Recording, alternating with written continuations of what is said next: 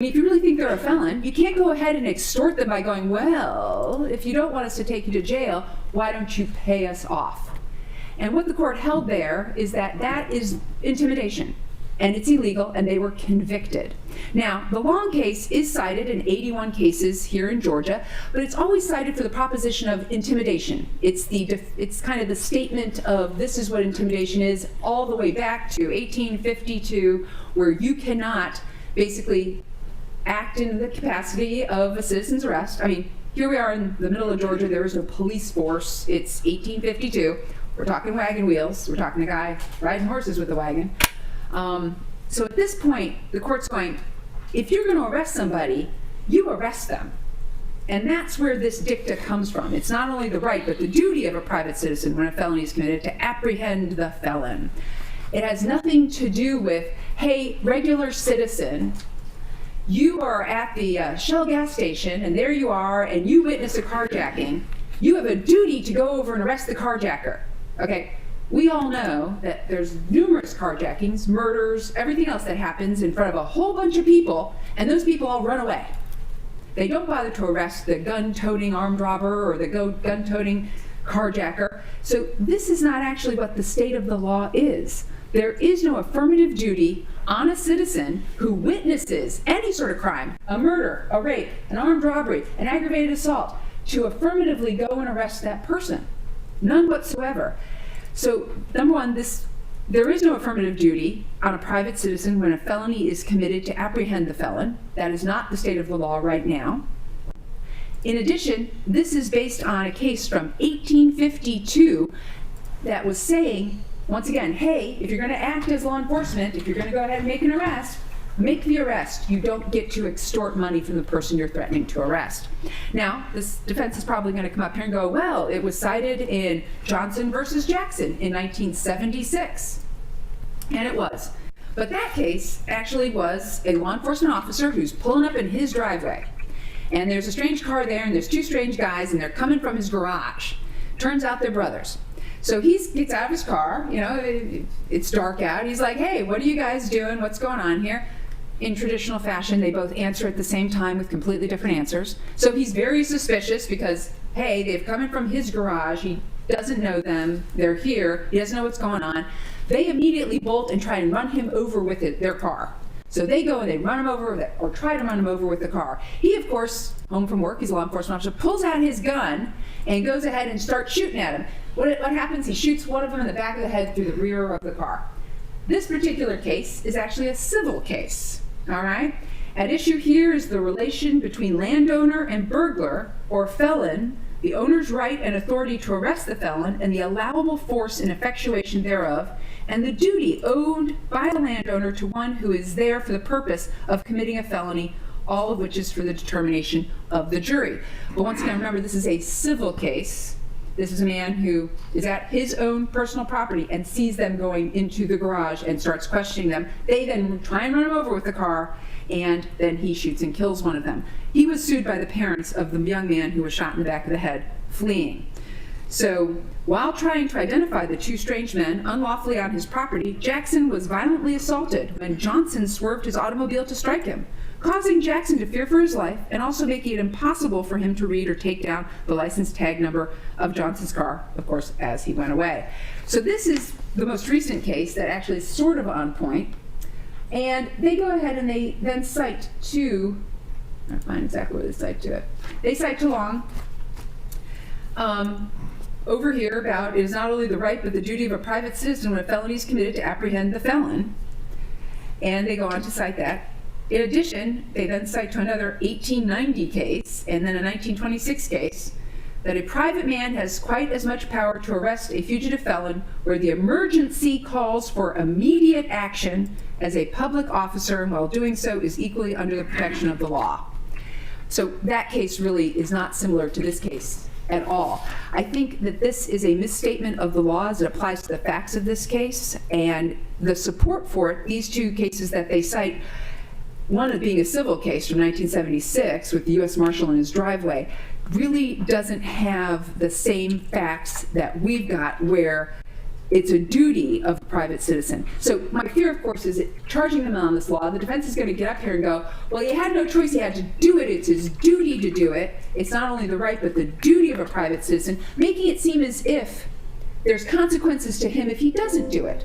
There are no consequences to him if he stands in his driveway and does absolutely nothing. But this charge actually makes it seem, and they're probably going to argue, that there was some sort of duty, therefore some sort of consequence to him, which is not the law. We ask that this charge not be given.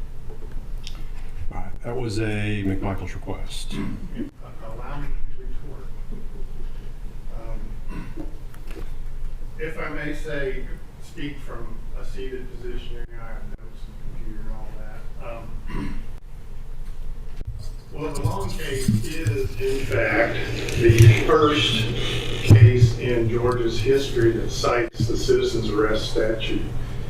And it cites it in the exact same wording that it existed in our state up until 2020 when it was modified and changed very much. The fact that it's an 1852 case shouldn't count against it. I think count one is murder, which goes back to the code of Ahmaud Arbery about 3,500 years ago. So the age of a law makes no difference to it. And I find it of interest, and I'd like to add this for the court in considering this statute, that the Georgia Supreme Court didn't come into existence until 1846.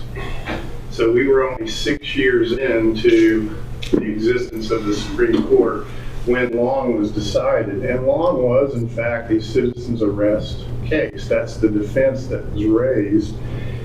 And it was very well analyzed in that old case. And I also would like to point out, too, for the court, that many people confuse the citizen's arrest law by calling it a Civil War era statute, or sometimes we've heard it referred to as a slave catching statute, both of which are false. The reason it's called Civil War era statute is because Georgia codified its code in 1863, as we all know. That was the first code of Georgia. And the statute that the code included on citizen's arrest in 1863 had been in existence since the year 1215 in the statutes of Winchester in England. It was then English common law, was brought to the colonies. It existed in its present form in the colony of Georgia, and then when we became a state, it was in our laws, as all of our laws were then, scattered in pamphlets and cases and statutes until we got it all collected, the first state in the nation to collect all their laws in one place and call them the official code of Georgia. And that was 1863. Now, jumping forward then to 1976, the case Ms. Dunikowski just mentioned, which is Johnson v. Jackson, 230 Southeast 2nd, 756, or 140 Georgia Appeals 252, it's a 1976 case. I'd like to read a paragraph from it. It cites the statute as it existed in 1976 in the exact same words it existed in 1852, as well as it existed in 1730 when Georgia became a colony, and 1787 when we became a state. Same wording.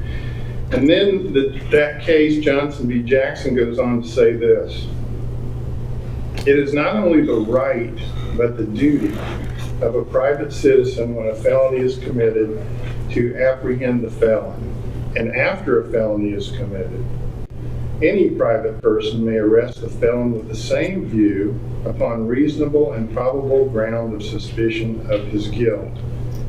This 1976 case is citing Long v. State from 1852.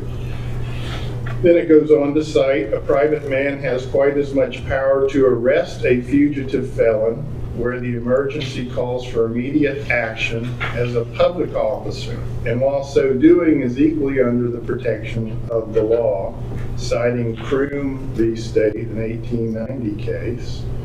And then it goes on, and he apparently has the right to arrest under certain circumstances in order to prevent a felony from being committed, which felony has not yet been attempted, citing a 1959 case.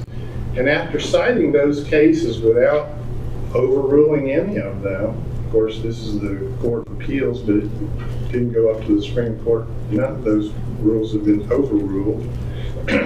They go on to say of Jackson in this case from 1976, this is the U.S. Marshal who was off duty, came home, found the two brothers sitting in an idling car in his driveway with his garage door partly open. Based on those circumstances, he wondered, what are these two guys up to? So we inquired of them, why are you sitting in my driveway in an idling car and I can see my garage door open? And that's when, after one of them gave him his wallet, they drove off and he fired 2 shots at them and killed one of them. And so this was a civil case for wrongful death. And the court says Jackson, the off-duty U.S. Marshal, attempted to make a citizen's arrest. And this is right after what I just read, the paragraph I just read. Based upon what he saw prior to the assault and flight of the deceased, which resulted in the fatal shooting. What are reasonable and probable grounds for suspicion is for the determination of the jury, as is whether the circumstantial evidence was sufficient to establish the commission of a burglary. That's the crime he suspected, was burglary. The questions of whether the force used was reasonable or whether the killing was under the circumstances necessary, because he raised a self-defense claim, because the car hit him and knocked him over. The analysis is very similar to here. They converted from an attempted citizen's arrest into self-defense when the car nearly ran him over. And so they were saying under either situation, those circumstances likewise would be submitted to the jury. So while they're, long as an old case with a very convoluted and fascinating story behind it and an interesting history, it's still being cited all the way up into the 1970s and beyond. And it's never been overruled. And it basically just states what ultimately became the code of Georgia anyway, the statute that we're operating under. But the language that we've taken from the case is still good law, and we defend it and ask that the court give it to this jury. All right, the request number 3, which adds the right and duty language, the court finds actually the statutory language, which is right above 17460, covers citizens' arrest. As to these cases, they're addressing circumstances that are before the court at this time. I think the statute is the original statement, depending on how you look at the history of it, restated, but it is an accurate reflection of the law. The added language about the duty of a private citizen, of course, not going to charge on. So again, we're just going to stick with the language of 17460, which is that charge above. It's of course not going to, but and the exception to the objection to the charge is noted. While we're talking about the citizen arrest statute, Your Honor, I have a continuing disagreement, I think, with co-counsel on the statute. The first sentence of the statute covers any offense. The second sentence covers felonies. So effectively, the first sentence covers misdemeanors. And there is no misdemeanor here to discuss. Either Mr. Arbery committed a burglary on February 11th, or he committed a burglary and/or committed a burglary on February 23rd, or he committed no crime at all. If the felony that you're intending to commit if the crime that you're intending to commit when you trespass is a theft, it is a burglary. So there is no factual basis in this case for charging the jury about arresting someone on a misdemeanor, which under Georgia law has to be within the presence or the immediate knowledge of the person making the arrest. But there is no misdemeanor that would justify the actions of the McMichaels on the day in question or Mr. Bryant. So it is inappropriate to charge that first sentence of the statute that is not supported by the facts of the case. And that leads us to the problem that we have on the next page with making an arrest contemporaneously. Now, I've already submitted argument to this court and a charge a long time ago. And I know the court's aware of it because the court, I think, borrowed some of it in what the court has put together. But there is absolutely not a single case in the state of Georgia that says that a felony can only be arrested immediately. That time, that proximity in time, there is not a single case in Georgia that says that in a felony case. So why are we including, the only reason we're including that language is because it ties to the first sentence in the charge on the previous page that doesn't apply to this case. There's no reason to be charging the jury about arresting someone for an offense in his presence or immediate knowledge. The second sentence, felonies, is what applies, and therefore there's no reason to be giving this charge requiring a temporal proximity between the observation or the development of the probable cause and the arrest. I mean, I let this Bonikowski argue. I mean, to me, this is a huge deal in this case, and it's unsupported. Your Honor, if I may, I think Mr. Goff has moved ahead to another jury instruction, so let's keep on track. Yes, we're trying to do this in a linear fashion so we don't bounce all over. Okay. Let's, when we get there. Okay. And we're almost there. Oh, I thought Mr. Goff was actually talking about 17460. I was simply pointing out the connection between the one I started with and the one behind it. But technically, we're talking about 17460, 2/3 down page 18. Okay. In that context, then going above the right and duty to execute, but we would like to hear a very different opinion of that. So, regarding 17460, to address Mr. Goff's concerns, first off, Mrs. Hogue is absolutely correct. Frank Hogue, Mr. Hogue, got up an opening statement and said, totally agreed with this statute. That's what he actually talked about in opening, that a private person may arrest an offender if the offense is committed in his presence or within his immediate knowledge. It does not distinguish between felony and misdemeanor. So the first assertion by Mr. Goff is, well, this applies obviously to misdemeanors. That's not at all. It says may arrest an offender if the offense is committed in his presence or within his immediate knowledge. It then says if the offense is a felony, and Mr. Hogue actually, I believe in opening said, yeah, that offense has to be committed in the person's presence, and the offender is escaping. So this sentence has two things that have to happen. So it can't be a misdemeanor and he's escaping. It has to be a felony and he's escaping or attempting to escape. A private person may arrest him upon reasonable and probable grounds of suspicion. So the state asks that you put this charge in and do not take out the very first line, because the assertion that Mr. Arbery committed no crime or committed only a burglary, that's not for him to decide. That's for the jury to decide if he committed any crime at all. And they could decide that it was a whole host of things, and not necessarily a felony. So on that issue, that's what our position is, that the statute be read. Yes, a brief response. I think Ms. Dankowski misheard or mischaracterized what I said in opening, but that aside, we do want the whole statute read. But here's the important distinction between sentence 1 and sentence 2. And I've read every single case in Georgia on citizens arrest, and this is clearly the case. Sentence 1 applies to both misdemeanors and felonies, but says those must have occurred in the presence or within the immediate knowledge of the citizen conducting the arrest. and there's plenty of cases, usually in the context of store owners and store managers, talking about what constitutes presence and immediate knowledge, applicable to both misdemeanors and felonies. I have not mentioned that sentence in opening statement. I don't think that we're going to argue that on the facts of this case.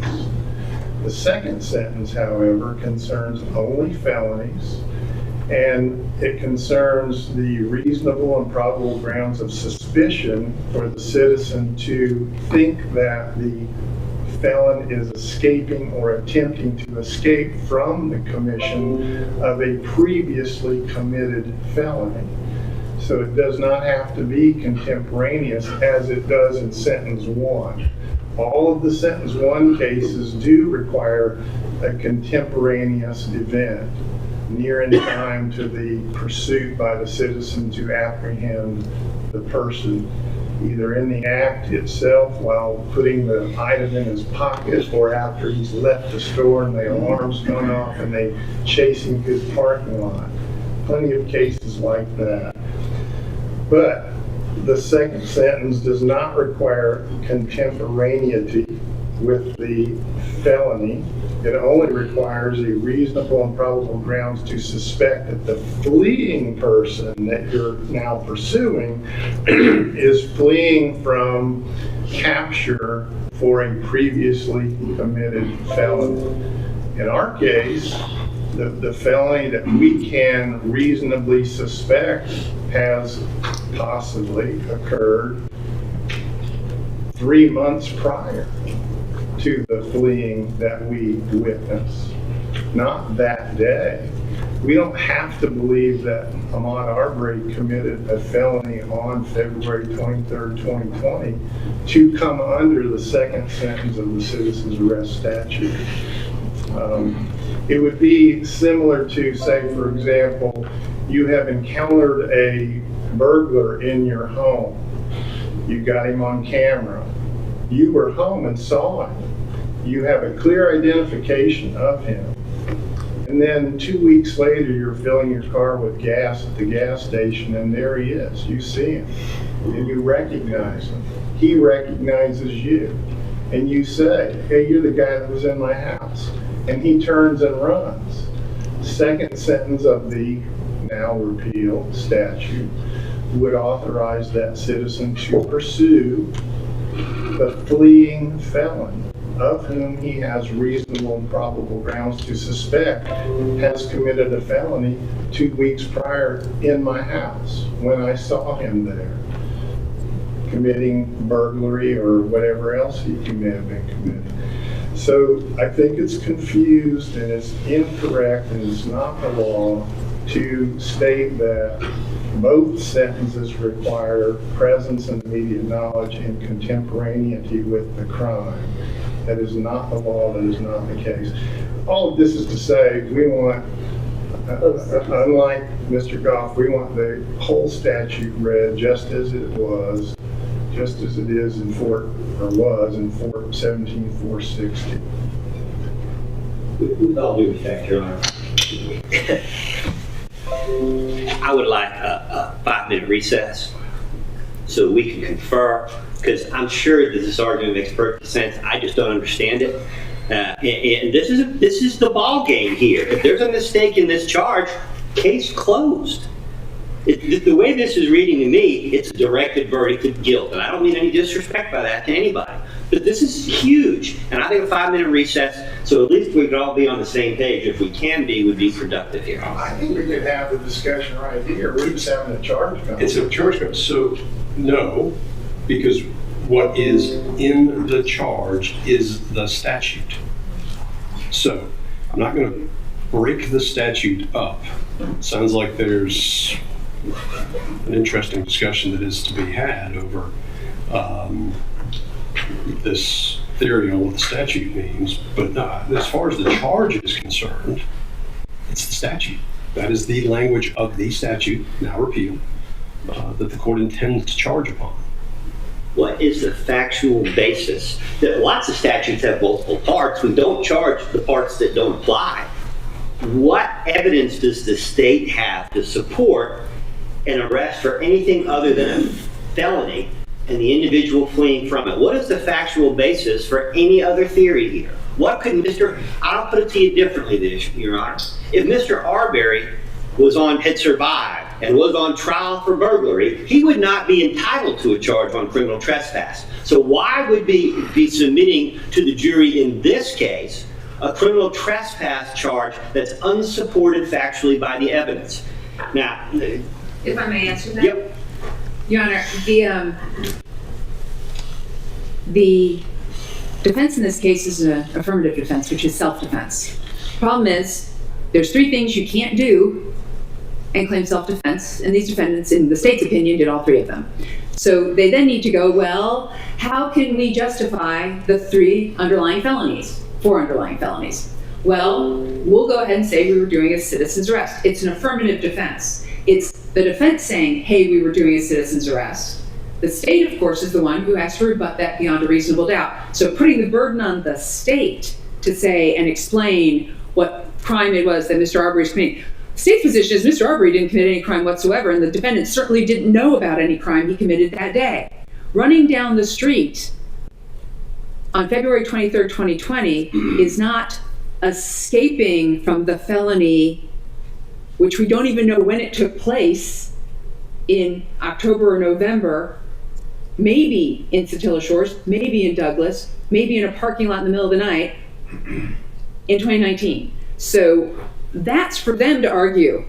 Mr. Hogue put it out there. That's what they're going to argue. So at this point, the statute should stay as it is because it's their statute. It's what they're going to affirmatively tell the jury, and that's what they're going to rely on. The state has to overcome it, and the state will. They knew nothing about any crime he had committed that day. So we ask that this be to stay in exactly like it is. And Your Honor, the evidence that came into trial with the video on February 11th on its own is, and the video that the state played, is the phrase, I'm sorry. This is all argument. And I'm not meaning, I'm trying to stop the whole That's circular. good stuff. You're going to charge the whole. Yeah, I'm charging the statute. This is all argument. And the fact that the argument exists means there's probably facts in the case to argue what we have here. It's the statute. Misunderstood. Thank you, Judge. I'm sorry. I did want to. I was the one who started the discussion. I'm not questioning the court's ruling. But I do think it would be helpful, since the state is saying that there was no misdemeanor committed, maybe somebody could explain to me, so I can understand what we're doing here on the defense side, what the defense contention of what misdemeanor we're talking about, because I don't understand it. And somebody has to have a factual basis for the charge. It doesn't matter whether it's an affirmative defense or not. There still has to be a factual basis to talk to the jury about any misdemeanors that it is contended that Mr. Arbery committed, because it gets into the temporal requirement that the state is trying to graft onto this, which I guess we'll be taking up next. So again, if there's no factual basis for it, then why do we even get into the other discussion? The objection's noted. Fourth indicator we're going to charge on. Thank you, Judge. So next, terms are synonymous. The court's already charged that in its pre-charge. So that's done. Except for the additional sentence that the state has added here. The final sentence, a private person may not act on hearsay or information furnished him by other persons, which is directly contrary to the law. And when you're ready, I can respond to that, Your Honor. So If the state's done arguing for that charge, which is, From the state? yes, thank you, Judge. 54 charges. So basically, Judge, we're going to go ahead and cite to the cases that we had in our charge 54. And all of them, for instance, Forehand versus the state, 130 Georgia Appeals 801, 1974 case, yes. Holding that in his presence and the words within his immediate knowledge are synonymous. To justify the arrest without a warrant, the officer need not see the act which constitutes the crime take place if by any of his senses he has personal knowledge of its commission. What the officer sees must be what he sees before the arrest and not afterward. Young versus the state, 238 Georgia 548, 1977. While the actual shoplifting was not done in the sight of the manager, appellant's admission, together with other evidence of the shoplifting known by the manager at the store, were sufficient to bring the offense within the immediate knowledge of the manager. I mean, the person confessed to it, and then authorized him to arrest appellant without a warrant. The terms "in the presence of" and "within his immediate knowledge" have been held to be synonymous. And then we've got Winn-Dixie Stores versus Nichols. This is a 1992 case. We agree with appellant that as a matter of law, it owed appellee no duty to confront or arrest the couple she was accusing of stealing her wallet. The alleged crime was not committed in the presence or within the immediate knowledge of Arrowwood or any other employee of appellant, Winn-Dixie Stores, and thus Arrowwood and other employees of appellant were not legally authorized to arrest the alleged criminals. So Judge, here we've got somebody, a patron of Winn-Dixie, going up to store security and going, "Hey, that woman over there took my wallet." Well, they held here, hey, store security is not obligated to go arrest her based on her accusation because it wasn't done within the store security's immediate knowledge or presence. They actually cite to 17-460. Indeed, the only person who could have effectuated a citizen's arrest was the appellee herself, because she was the only person who, by the exercise of her senses, had knowledge of the crime's commission. They then cite to Johnson v. Jackson, basically stating, and that's the U.S. Marshal case in the driveway, basically stating the only person in Winn-Dixie that was able to go ahead and effectuate this is the person who saw it, who knew about it, who witnessed it. Not even reporting it to store security allowed store security to go arrest this woman who allegedly had taken the wallet. So in this particular case, that is why we said a private person may not act on hearsay or information furnished him by other persons, because we've got a 1992 case right on point. The court then went on here to say nothing in OCGA 51760, which is the arrest statute, suggests that a merchant is authorized to detain or arrest persons accused by business patrons of committing crimes against the patrons, since that statute expressly involves only the limited right of a merchant to detain or arrest a person reasonably believed to have committed the offense of shoplifting under 16.814. So, Judge, I understand what the defense is going to ask, because they cited to a number of cases, and they actually asked for a charge.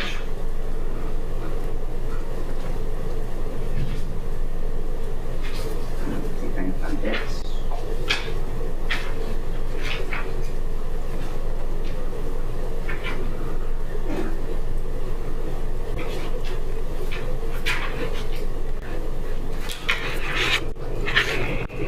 Well, maybe they didn't ask for a charge, but I did some legal research. And what I found, Judge, were a number of cases that talk about police communication. And we've got Goodman versus the state, 250.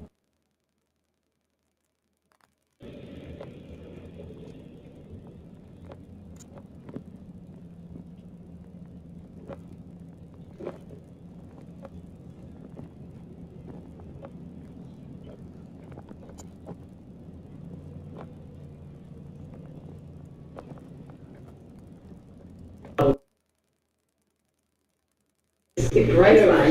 There we go. All these cases I looked up were under request to charge number 4, probable cause by the McMichaels.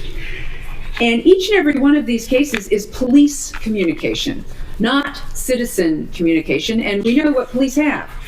They have radios.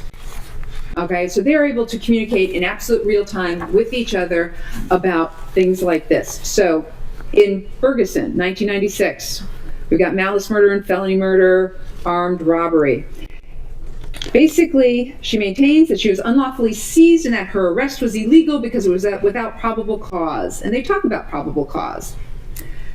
An officer may make a brief investigative stop of a vehicle if it is justified by specific articulable facts sufficient to give rise to a reasonable person of criminal conduct. okay? And they're talking about an investigative stop at that point in time, which does not apply to citizen's arrest. There is no citizen's detention, citizen's investigative stop, it's an arrest. And they talk about the police, they had probable cause, which you rest upon the collective knowledge of the police when there is some degree of communication between them instead of the knowledge of the specific arresting officer.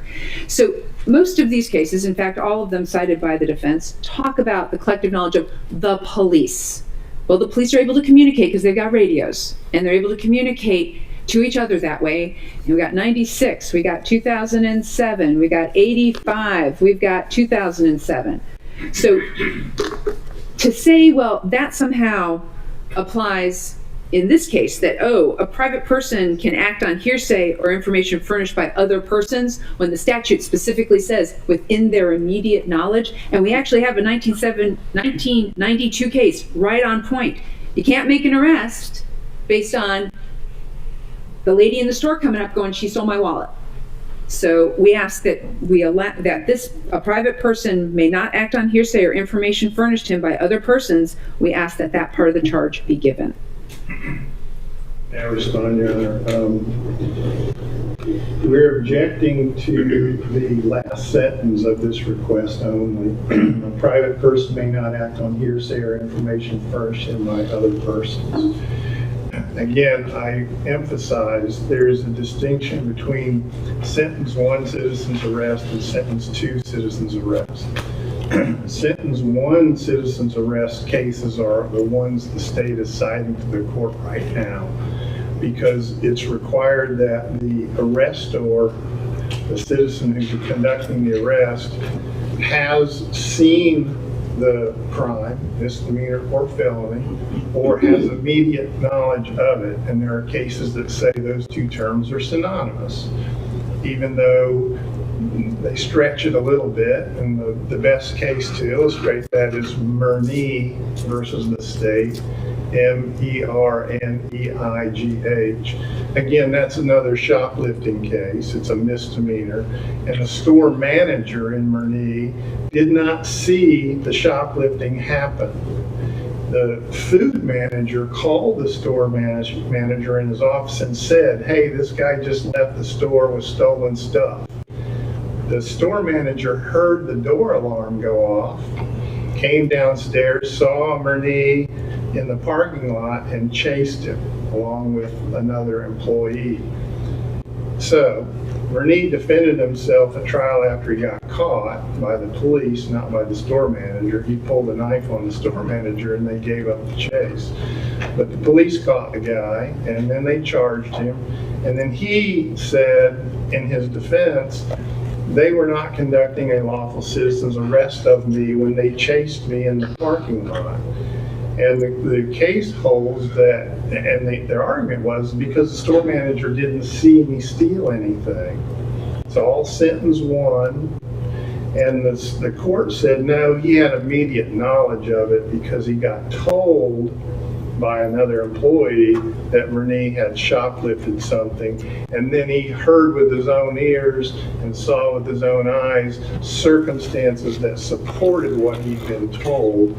And therefore they said immediate knowledge is synonymous within his presence. First sentence citizen's arrest case really doesn't apply here. And all the other cases but one, and it's one I want to point out, and that's important here in this saying that this sentence doesn't apply. All the other cases the state is citing are basically sentence 1 shoplifting type cases, except for one. And it's Denon versus the state at 173 Georgia Appeals 191 1984 case. The state cites that, but just cites it, doesn't give any summary of it. I would like to give it now because it supports our position that that last sentence does not apply, is not the law, and shouldn't be included in the charge to our jury. And here's the basic, as thinned down as I can make it, Judge, of what happened in Denon. And this is critical to our case, so allow me to tell this story. Dr. Denon was at home with his wife. He owned a shopping center. In that shopping center, one of his sons owned a restaurant, and his other son, their names were Tom and Jim, was remodeling another storefront that he was going to open with his partner, Sam. And so while they were remodeling this place, they didn't have a phone, but Tom, the restaurant owner's son, did have a phone in his restaurant. And the two renovators saw this guy outside of the store in the parking lot attacking a young woman. She was running towards them. They came out. They took her to protect her from Wendell, the guy attacking her. And then one of the two renovators, Sam, tackled Wendell and took him to the ground and was holding him on the ground while they were trying to get to a phone to call the police to come get Wendell. Well, Wendell took off, but he came back in his car, and when he arrived, they said, "You've made a mistake. You shouldn't have come back." And that's when they held him on the ground, and all these kids from across the street saw what was happening. They came over, they knew Wendell, and when the police arrived, Sam has Wendell on the ground, and they tell the police that Sam is attacking Wendell. The police officer walks up, sees Sam holding Wendell on the ground. Again, he's protecting this young woman from Wendell. The police officer takes out a nightstick and cracks Sam on the head a couple of times with it, arrests him, and puts him in the back of a patrol car. Now, Dr. Denon, who owns the shopping center, didn't see any of that. He was at home. The other brother called him and said, "Dad, you need to come down here. They just arrested Sam and his other son, who got vehement and was cursing at the police officer, telling him, 'You arrested the wrong guy. Wendell's the bad guy here, not Sam. You believed all these kids. They're not telling you the truth.'" Dr. Denon arrives. He sees Sam in the back of the patrol car. He has blood on his head. And then his other son tells him the story I just told the court. And so Dr. Denon says to the officer, "You need to let him go. You've arrested the wrong person. And you've assaulted him, a felony." And the officer tells Dr. Denon basically to mind his own business, and he turns to leave. And he's now under the citizen's arrest statute sentenced to fleeing from capture of a felony. Dr. Denon puts his hands on him to hold him, says, "I'm making a citizen's arrest," says that to the police officer. Well, Dr. Denon ends up pinned up against the car by a couple of police officers, punched a few times, and then he gets taken to jail. He goes to trial. That's why the case is reported, because Dr. Denon got to trial, and he said, "Judge, I want a citizen's arrest statute sentence 2 is my defense, my only defense." Trial court refused to give that charge. Dr. Denon was convicted. And the court wrote, when they reversed his conviction, "It is the law of this state that where there is only one defense on which a party relies, failure to instruct the jury as to the evidence supporting this defense with sufficient clarity and specificity that the jury will not only be required to pass upon it, but do so intelligently, in practicality directs a verdict against the defendant. In that the effect of the failure to charge is to withdraw and deny the defense, and to that extent prejudices a defendant's right to a fair and impartial trial." They go on to say, "Only slight evidence requires the giving of a charge, even though other evidence tends to show the non-existence of the fact. It is not so much whether Dr. Denon made an informed and correct decision that a felony or a misdemeanor was involved, but whether his state of mind was that he intended to make an arrest of escaping offender, or whether he, in anger or otherwise, intended to injure Officer Wagner. We conclude that the refusal by the trial court to present to the jury the sole defense offered by Dr. Denon was prejudicially erroneous and requires a reversal of his conviction. So it's a good case to cite, but not for the proposition that the state has cited it. It says nothing about a private person may not act on hearsay. Dr. Denon did act on hearsay. He got a phone call while he was at home, probably in his pajamas and slippers watching TV. He came down there and all this other stuff ensued, and the appellate court says you should have told the jury about citizen's arrest. You denied the man a fair trial. That applies here. That sentence does not apply to our case. It should be omitted. I wouldn't mind if that entire charge 54 was omitted because it all applies to sentence 1. We're not going to argue sentence 1, even though we're happy that the court's going to give the entire statute. It's only 2 sentences long anyway. But Well, we don't need to go there. I've already charged. But this charge, this request charge 54 is not the statute. It's citing the statute in the name of the charge, but it's citing partly correctly, but partly incorrectly, what sentence 1 means. I won't try and revisit what the court's already ruled on, but I have a real problem with it. I have a problem with the whole section, but I have a problem like Mr. Hope does with this last sentence. There are cases, I'm pretty sure in Georgia, and I know in other jurisdictions, which apply this same language, this immediate knowledge and presence that's across the country in citizen arrest statutes, Your Honor. And in the cases involving law enforcement officers acting under the citizen arrest statute, which is a substantial body of the entire citizen arrest case law, in those cases, police officers making citizens arrests have been allowed to rely on information provided by other individuals. And the best explanation I can give for the distinction is, Your Honor, when we talk about within the immediate knowledge, what we're talking about is the present knowledge, not knowledge acquired in the moment, but knowledge acquired prior to or at the time.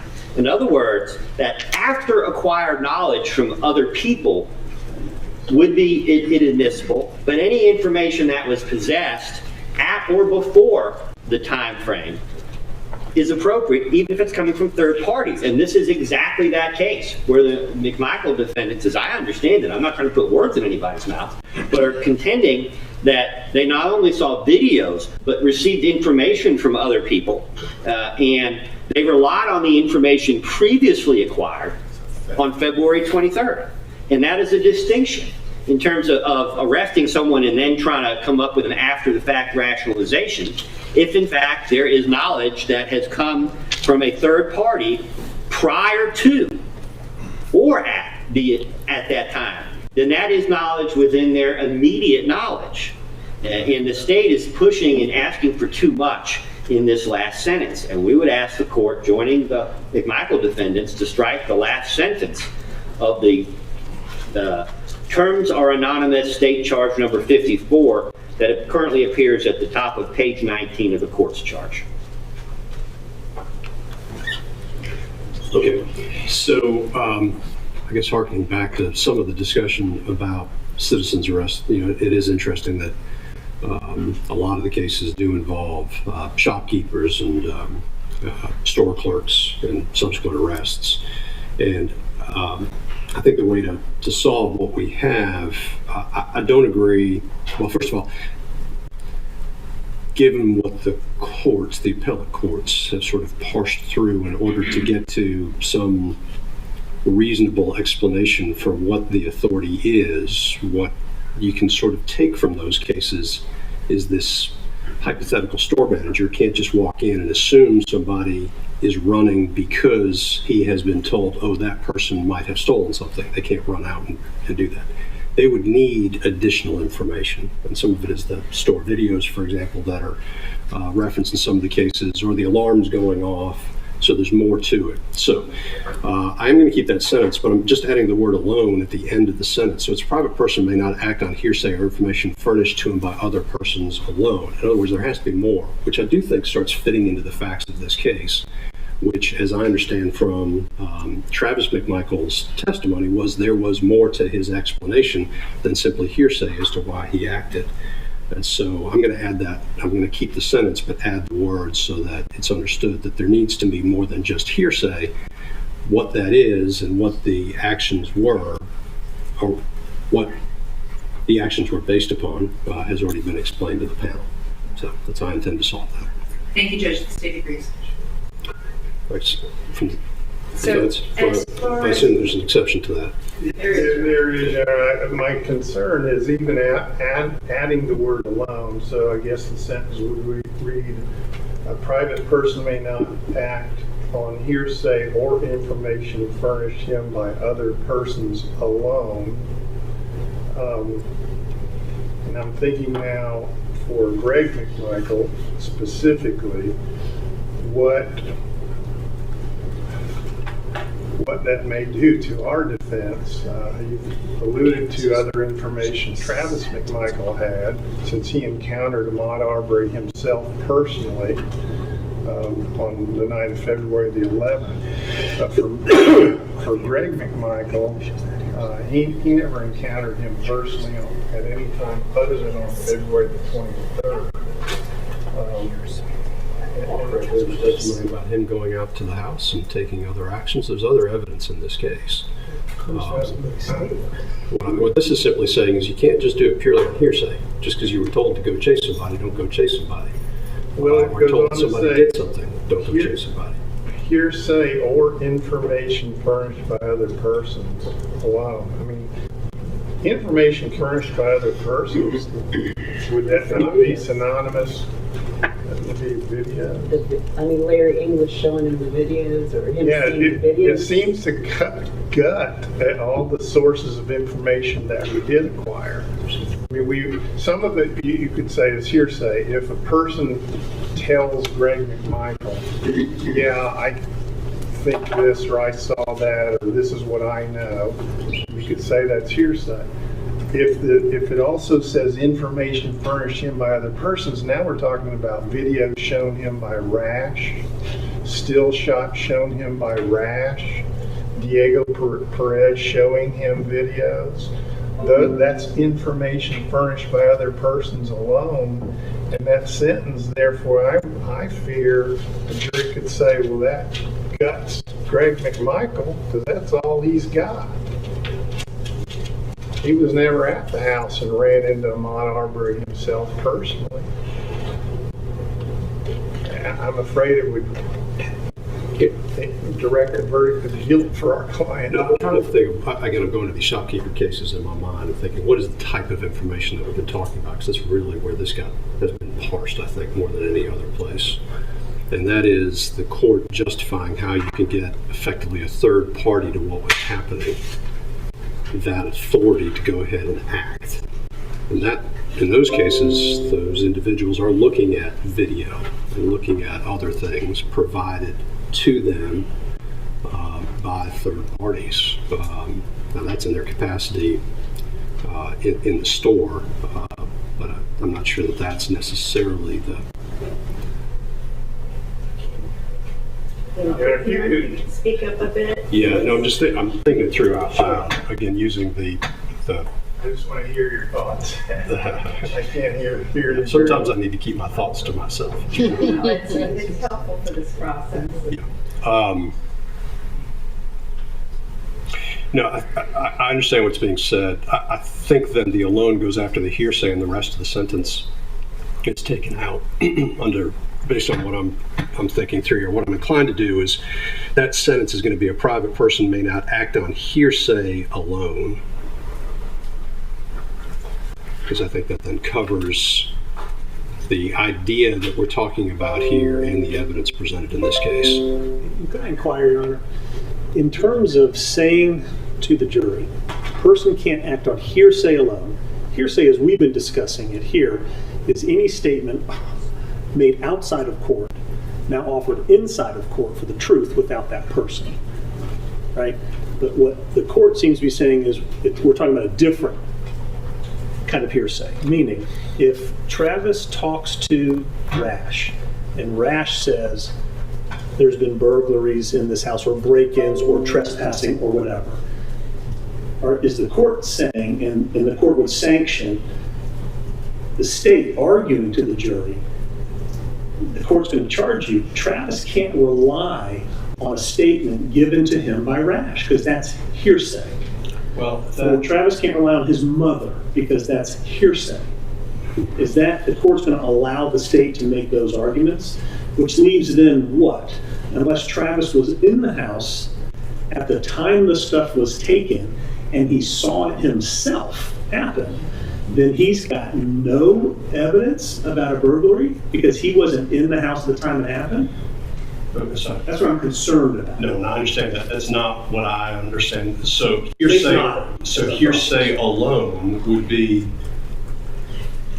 for example, if there were no videos, they weren't looking at things. If someone just came up and said, "Oh, I saw a video," and he acted upon it, that's hearsay. But if there's discussion about this video and he's seen it, then that's the circumstances that we get in some of these cases that are out there, where, yeah, the individual's being told what was seen on the video, then looked at the video and acted. So I think there's a subtlety there. I understand where you're going with it. I don't think we're using a legal definition necessarily of hearsay. This fits, in my mind, to the facts of the case, given the case law that's out there. Because what we're talking about here is, there's no argument, I think, from the state that Matt Benzie was out in the street and pointed down the street, and simply based on him yelling or pointing down the street or whatever it is, that's what the defendants acted upon. There was more information there that the defense wants to talk about. If it was just Al Benzie pointing down the street or making some comment, I'm just talking hypothetically, that's what this is trying to avoid. That's what this language tries to avoid, because I think that more tailors itself to the cases that are out there. Is hearsay the proper word? Well, that's the word that was used in the case. May I just jump in for a little bit on the point I think I'm hearing Mr. Sheffield make? It's an excellent one, because there are two different uses of hearsay. Is unsupported statements of others alone. That's probably what we're talking about here. And just to correct the record, Mr. Sheffield just said the state's nodding its head. The state was not nodding its head in agreement with what Mr. Sheffield was saying. The state was nodding its head in understanding of, in my mind, I was thinking, okay, I understand where the defense is going to go in their closing argument. So I don't want to be on the record that I was nodding my head as if I was in agreement with what Mr. Sheffield was saying as he threw that comment out. Let's remove the legal term hearsay. It's going to be a private person who not act on the unsupported statements of others alone. State agrees. And just to be clear, what we're talking about is that the court defining the first sentence of the citizen's arrest statute terms within that. I'm not prepared to adopt Mr. Hoag's interpretation of the statute and hold that we can get to that. The only cases that define in his presence and within his immediate knowledge that they are synonymous are the misdemeanor cases, the first sentence cases. There are no second sentence cases that define that. I'm just pointing that out.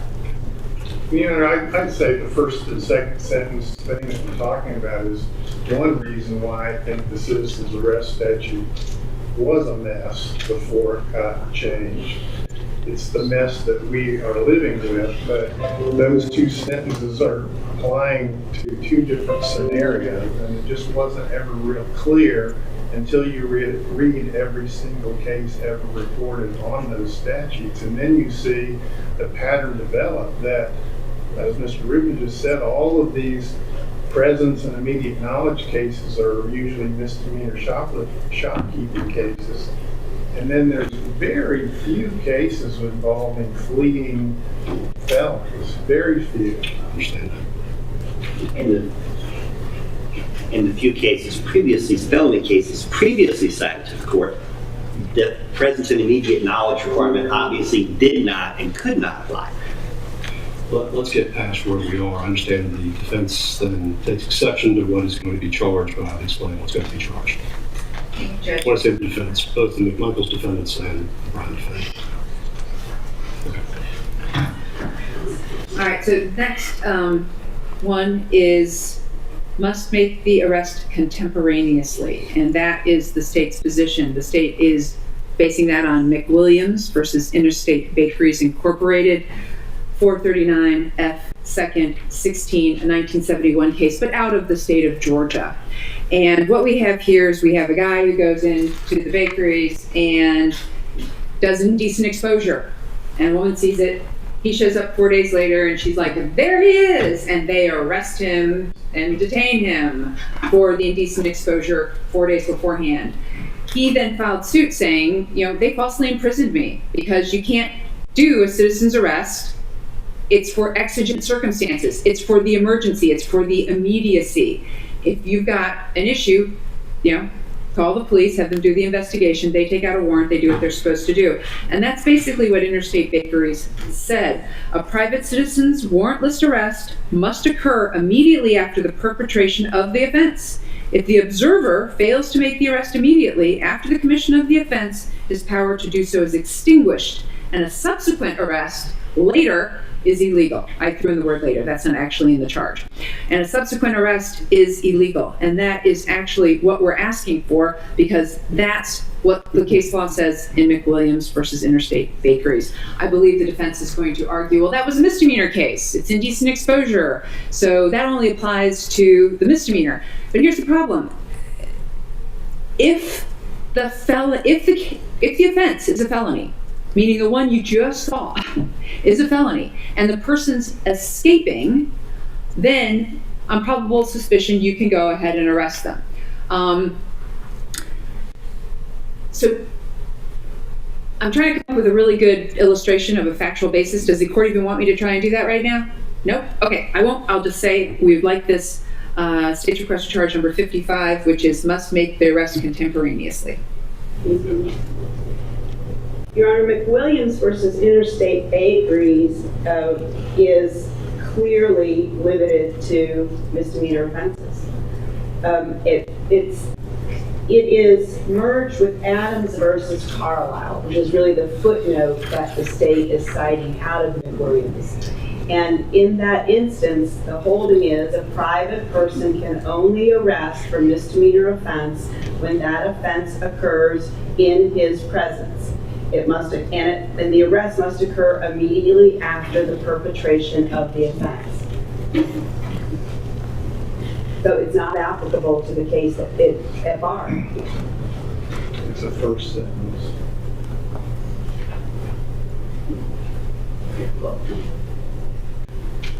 The state disagrees with this first sentence, second sentence distinction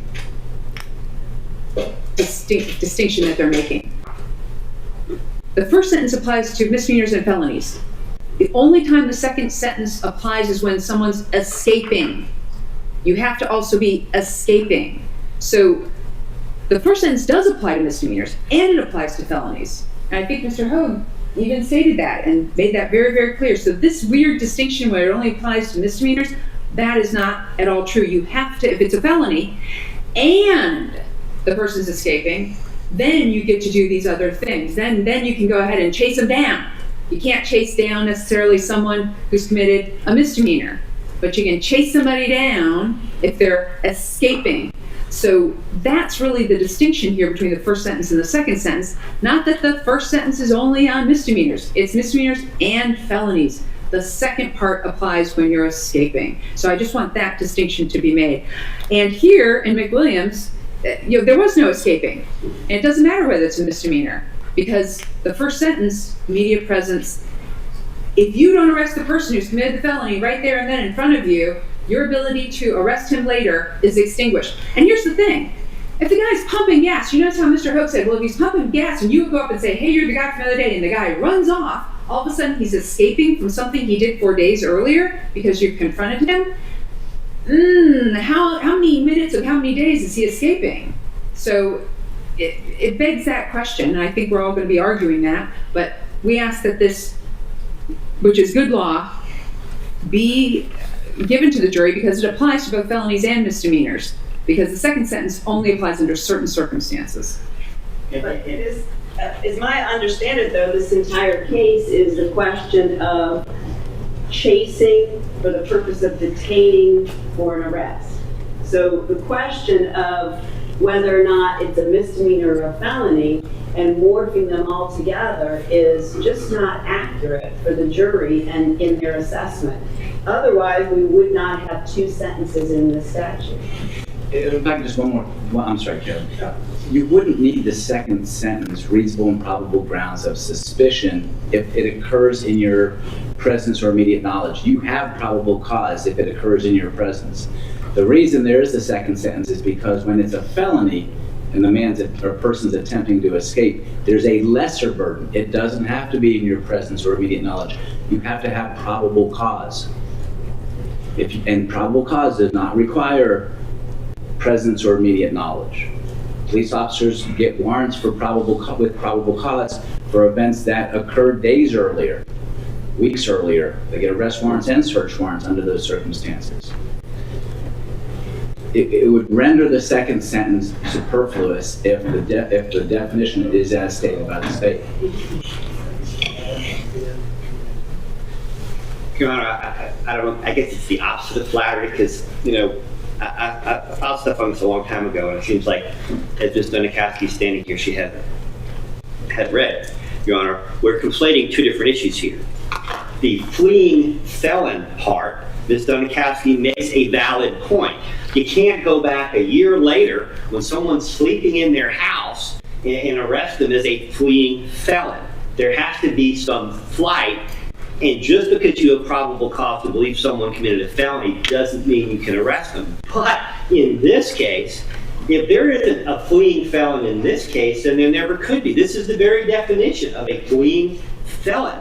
It doesn't have to be fleeing immediately after the crime, but he's fleeing nonetheless. And what Ms. Dunakowski is trying to do here, let me take that back. I should not say what she's trying to do. That's not fair. What her argument is trying to do is conflate the issues on the first and second sentence with whether they're escaping or not. Escape has nothing to do with the first sentence, which respectfully has nothing to do with this case. The escaping part has to do with the felony arrest. Doesn't mean that the felony has to have taken place right then, that the person is escaping then. It means that there has to be an exigent circumstance, which is what the court has already adopted, that part of the language. And the exigent circumstance for the felony arrest is the flight or escape. For example, if Greg McMichael or Travis McMichael and Mr. Arbery were bowling buddies or on the golf team together, and he could look at the video and know who he is, well, then at that point, he's got to arrest him or not. He can't come back 3 years later. But in a situation where the perpetrator is not identified and is fleeing, that's an exigent circumstance because you can't go back and get him later. You got to get him then. And that's the reason that the McMichael defendants are authorized in this case, and Mr. Bryan, to assist them in doing that. That's what the evidence suggests. There is fleeing here in the sense that if he is allowed to escape, there's no guarantee that he is going to be discovered subsequently any more than he wasn't discovered the first time he went in the house, the second time he went in the English residence, or the third time or the fourth. I mean, that's the personification of flight. And that's why this charge should be allowed. But to go back and say that that's got anything to do with whether it's the first sentence or the second sentence, that's a separate matter. And I think it's confusing for the state to present it that way.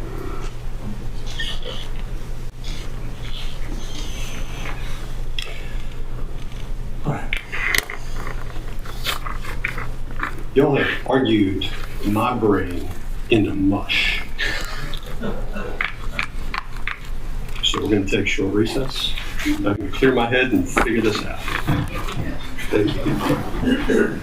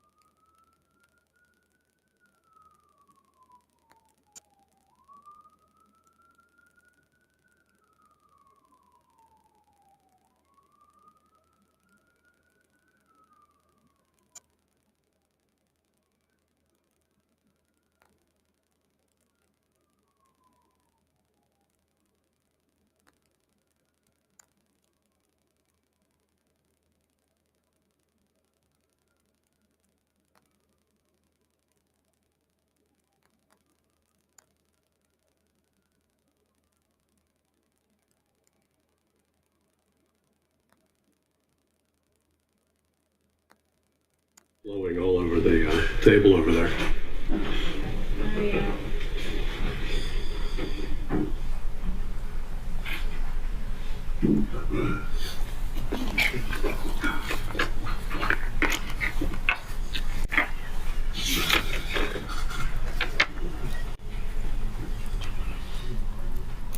Okay, we're back on. Council present and defendants present, represented by counsel.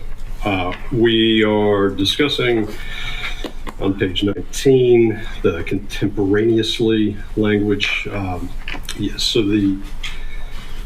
how the court's going to charge this. I don't read the statute the same way as the defense. There's I read into the statute.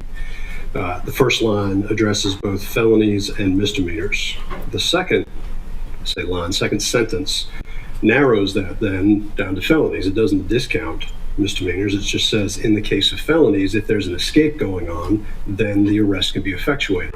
The way I read that is if it's a misdemeanor, the guy can be arrested, gal, whoever it is, can be arrested by whoever is effectuating the citizen's arrest. But if they run, then you can't go chasing after misdemeanors. In the case of a felony, you can.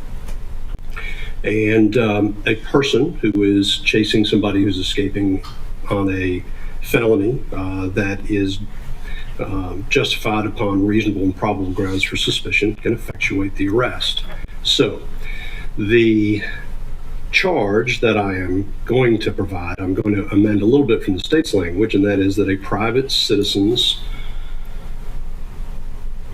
warrantless arrest must occur immediately after the perpetration of the offense, or in the case of a felony, during the escape. If the observer fails to make an arrest immediately after the commission of the offense or during escape in the case of a felony, his power to do so is extinguished. I'm not going to comment on the legality or illegality, so I'm putting a period at the end of extinguished and removing the "and a subsequent arrest is illegal." So again, private citizen's warrantless arrest must occur immediately after the perpetration of the offense or in the case of a felony during escape. I'm sorry, could you say that last portion again? Or Or in the case of a felony during escape.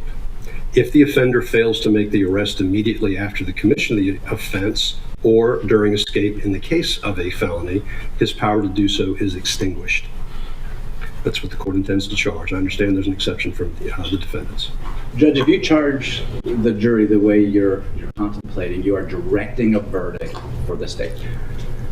You're rendering the second sentence in which it describes reasonable and probable grounds of suspicion meaningless. It's in there presumably for a purpose. It's a different burden than immediate knowledge or presence. And so I would urge the court to reconsider and eliminate this, let the state argue what they're going to argue. We have built this whole case around the probable cause, the second sentence, last phrase that Travis McMichael and Greg McMichael had on February 23rd for events that happened previously. And you are gutting all of it if you give this particular charge. May I ask, Your Honor, if, I know we're Friday at 2:30, if over the weekend we were able to email to you or your staff a full, complete with citations argument for what position we're arguing for here, that this contemporaneity of the offense for which you are fleeing and being chased. Why don't we do this?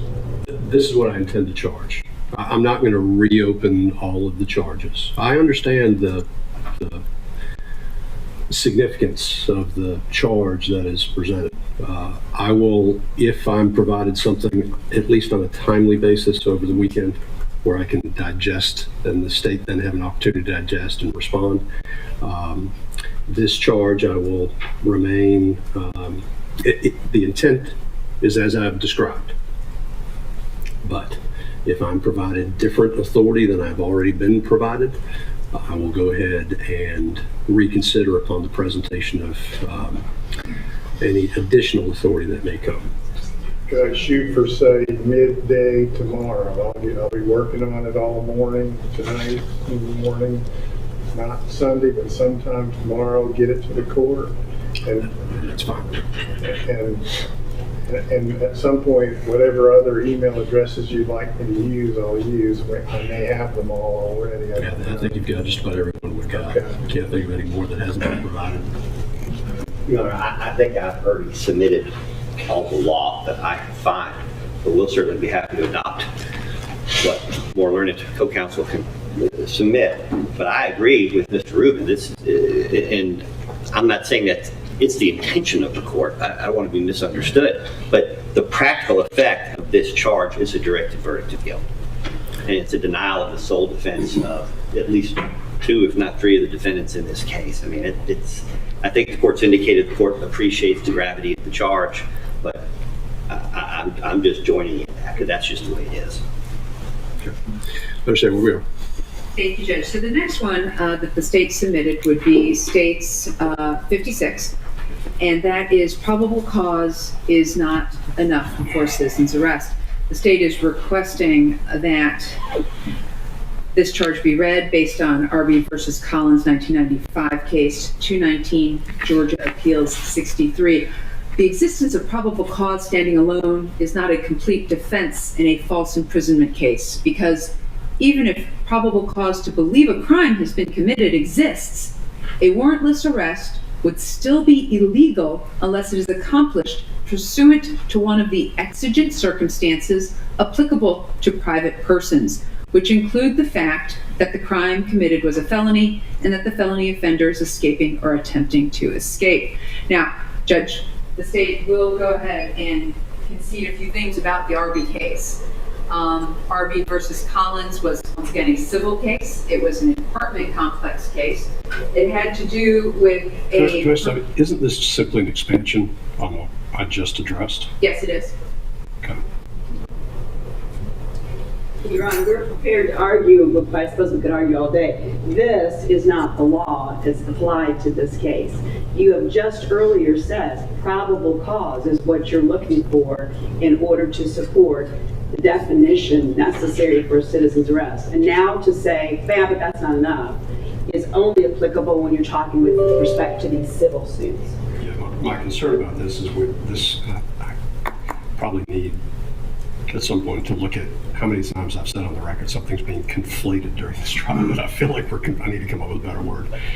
We're conflating probable cause and exigency in this charge, and I think the charge above addresses exigency, and there is a probable cause charge. So that's my concern about it from the state. I'm still going to ask that you give it, but I understand if you choose not to, Judge. Anything from the defense on that? I don't intend to give it. I think it's covered. We ask that you do not. And from Mr. Bryan?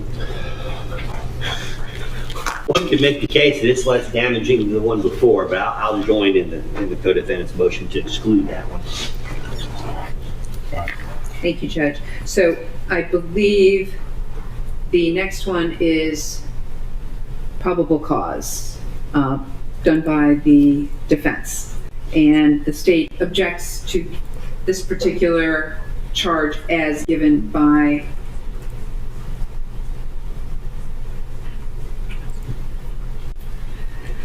I believe the court has, they've submitted one, it's a little different than the court has, so I'll read the one the court has. A private person may arrest. May I say this?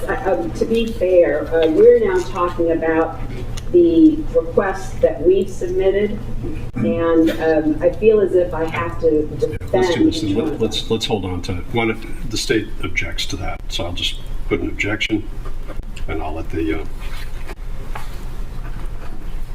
defense address that. All right. I assume that's the same for the next one. Probable cause is a question for the jury. Whether the defendant possessed reasonable and probable grounds for suspicion is for the determination of the jury. If it's objected to. It is objected to. Okay. Well, actually, now, you know what? I actually think that's the correct statement of the law, because whether the defendant possessed reasonable and probable grounds for suspicion is a determination that the jury has to make, and that is a correct statement of the law. So I don't think I'm going to object to that particular statement. All right, we're on page 20. It's not Object to that next one, requested by the state. the next one requested by the state They may not arrest upon suspicion alone. Yes, Judge. So this one is basically, there is no authority in Georgia under which a citizen may be arrested without a warrant and held for investigation to determine if he has committed some crime merely because the person making the arrest has a suspicion that the person arrested may have committed some then unknown crime. Once again, we have Rife versus the state, R-A-I-F versus the state, 109, Georgia Appeals 354, 1964 case. That conviction was reversed where the defendant was arrested for walking near a shopping mall, and he was a suspicious character, probably an intruder, and he was illegally arrested, and then hours later it was discovered that the store in the mall had been burglarized, so they connected it up somehow later, but there's no evidence that he had been the one who had burglarized it. So in that particular case, it was just based on he's a suspicious character, and they arrested him because he was walking near a shopping mall. So based on that, you can't arrest somebody just because you have a suspicion that they may have committed some then unknown crime and then go looking for the crime, which is what they did. They said, well, he's suspicious, let's go check the mall, and oh look, the mall's been burglarized. Forehand versus the state, 130, Georgia Appeals 801, 1974 case, holding that in his presence and words with his immediate knowledge are synonymous. But they went on to say that to justify the arrest without a warrant, the officer need not see the act which constitutes the crime if by any of his senses he has personal knowledge of its commission. What the officer sees must be what he sees before the arrest and not afterward, finding illegal the detention and subsequent arrest of the defendant solely based on a reliable informant telling the officer that the defendant was engaged in the business of burglary, but the informant knew of no particular burglary and the officers did not see or know of any particular crime the defendant had committed. Basically, what the state's getting at here is Greg McMichael tells the police, I think he must have gone and committed a crime, so we were going to hold him so the police could show up and then figure out what crime it was that he committed. The state really wants the jury to understand that you can't do that. Under the law, you can't go, suspicious character, we're going to hold you here, we're going to detain you in violation of your personal liberty because we're going to call the police now because you're a suspicious character, and we're going to go ahead and then later figure out what crime it is that you must have committed like they did in Rafe. Smith versus the state, the 2012 case, 314, Georgia Appeal 583, specifically on this point. Significantly, Smith testified that he was not present when the money was allegedly taken. His suggestion that the victim had committed the theft was based upon mere speculation. Smith's claim that he wanted to question the victim reflected that he was uncertain and did not have immediate knowledge that the victim had been the perpetrator of the alleged theft, which is required for a lawful citizen's arrest. So what we've got going is that this whole idea of, well, he's a suspicious character and he's been inside that house a couple of times and some stuff has been stolen and all these things, we're going to go ahead and detain him to investigate. And Judge, that's exactly what Mr. Rubin said in his opening statement, that he was doing a citizen's arrest to detain Mr. Arbery so that the police could show up and do whatever they wanted to do to investigate to find out what crime it was that he must have committed. That's a false imprisonment. That's an illegal citizen's arrest. And the state is very concerned that somehow the jury's going to think that detaining people for the police so they can figure out what crime they must have committed is somehow lawful.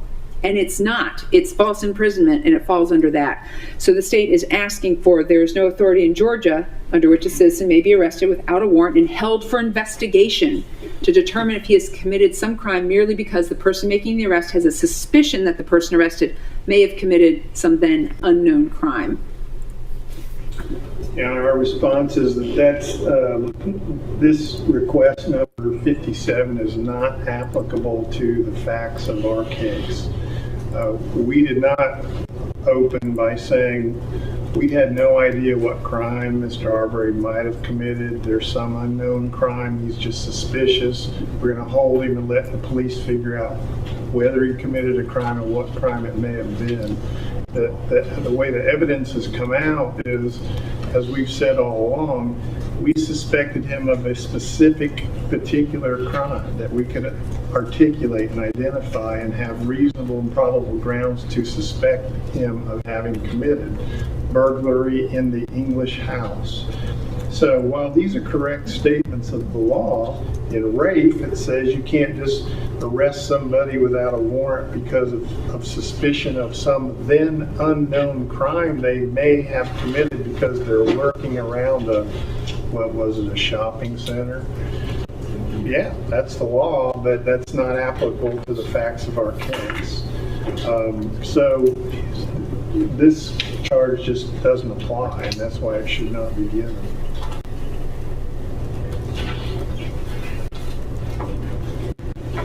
Your Honor, we agree and join Mr. Hoag's argument.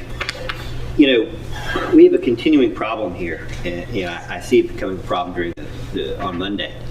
The state keeps, while the citizen arrest statute is the authority that I understand the McMichael defendants to be traveling under, although the statute uses the term citizen arrest, arrest encompasses detention.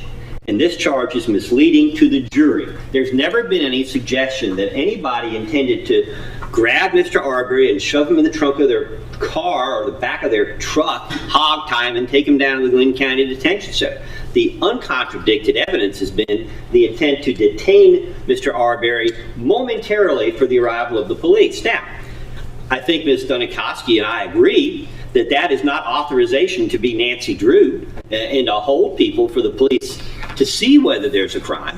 But when there is an articulated crime that the detention is being sought for, then to be continually referencing arrest in these charges is incorrect. To be tailored and adjusted to the facts of this case, although the jury should be informed it is a citizen arrest statute, the jury needs to understand and the subsequent charges should refer to detention, which is authorized based on probable cause. And what Ms. Dunikowski is doing is conflating the permissible and impermissible in these charges. So to say that you can't arrest someone for investigation, determine if a crime is committed, that is true. But you can detain them if you have probable cause to believe that a crime is committed. You do not have to physically take them down to the jail. You can hold them for the police as long as, for a reasonable time, as long as you have probable cause to believe a specific offense has been committed. And this, again and again, through the charges submitted by the state, the way the state is using the word arrest is creating a problem here, because in almost all these instances, when we talk about arrest, what we should really be telling the jury is they're authorized to detain, because that is adjusted to the facts of the case. Can I also just ask the court, consider using that word detention. The detention is an arrest. It's not taking them in handcuffs. It is stopping them and detaining them for the suspected and believed conduct that is illegal. The state is then going to be allowed to articulate what arrest means without further definition or further limitation by the court. I think the court needs to consider that citizens are, you've heard the state's cross-examinations throughout this case. Did they say you're under arrest? Did they say we're making a citizen's arrest? To say that we're going to stop and detain somebody, we're going to stop them for the crime that we believe they committed, that is a citizen's arrest. But the other problem with what the state is asking for here is it's allowing the jury to be confused. It's going to be confusing to the jury if you further allow this charge to have the state explain some unarticulated motive. Let me focus back on the charge. So here's where I'm on this charge. The other, one of the other challenges associated with this charge and language is the upon reasonable and probable grounds of suspicion. Okay, that language exists as stated in the statute, and it sounds like, until I say this, that everybody agrees that that's probable cause, that you need probable cause for an arrest. The fact that you put suspicion in there, my concern is with the jury that creates confusion. And so depending on what the probable cause charge is, which is what has been objected to by the state and is being proposed by the defense, it's hard to say whether or not this suspicion language is necessary. Because again, my concern is any confusion the jury would have with the upon reasonable probable grounds of suspicion, primacy and recency. Last thing they hear is suspicion. All of a sudden, it's just suspicion that allows folks to act. I do think that probably needs to be defined or clarified. And so if the charge for probable cause is simply left the way that it is, I'm more inclined to put in, and probably not this exact language, but some language explaining that you can't just act on suspicion, to clarify that. So that's where I stand on it. I'll come back to it again then when we talk about probable cause. But if we can somehow attach those concepts together so that there isn't that gray area that sits there with the word suspicion being used in effectively the definition of probable cause, then I'm happy to go ahead and hear from you. I think everybody agrees that you can't detain someone on mere suspicion. And I think that's what the court is driving at. No, that's exactly what I said. What I said is that the problem in this case is the statutory language uses the word suspicion. And so when a jury hears suspicion, my concern is it adjusts what people think or pulls them away from lawyer language, probable cause, whichever Right, is Ted Ward. really what we're talking That about. part. So hopefully I explained that well enough so that we'll be able to hit this maybe when the McMichaels Facts, Ted Ward. address some of True. these charges. So I'm just going to leave that open right now. Thank you, Judge. Thank you, love yourself. I'm assuming the court wishes us to skip over citizen's arrest duty to inquire proposed by Mr. Goff. That's Mr. Goff's charge. All right, and then the state and Mr. Goff both requested the right to resist an unlawful force in making a legal arrest. And for this particular charge, the state took this specifically from 3.16.40 from the pattern jury charges and modified it. And I provided some support for changing this from an officer to a citizen. So I don't know at this point in time if there's any objection to it and whether I need to argue it. If all we've done is change citizen to person, I don't see there being a problem. I don't, I didn't know if I needed to argue it. I just mentioned we were on it, so if we're good with it, we'll move on. It's pattern charge other than that one change. And we don't want this charge. we don't believe that it has anything to do with this case. So I will argue it. No, actually, the pattern is for a police officer. The pattern actually, I believe, and I will pull it up. I will pull up specifically the new pattern charges. And we've got 31640. And what the pattern charges is about, it's usually done in the context of someone who's fought with the police and they're on trial for maybe obstruction or felony obstruction. So it normally says a police officer is authorized to use in making a lawful arrest only that degree of force that is reasonably necessary, et cetera, et cetera.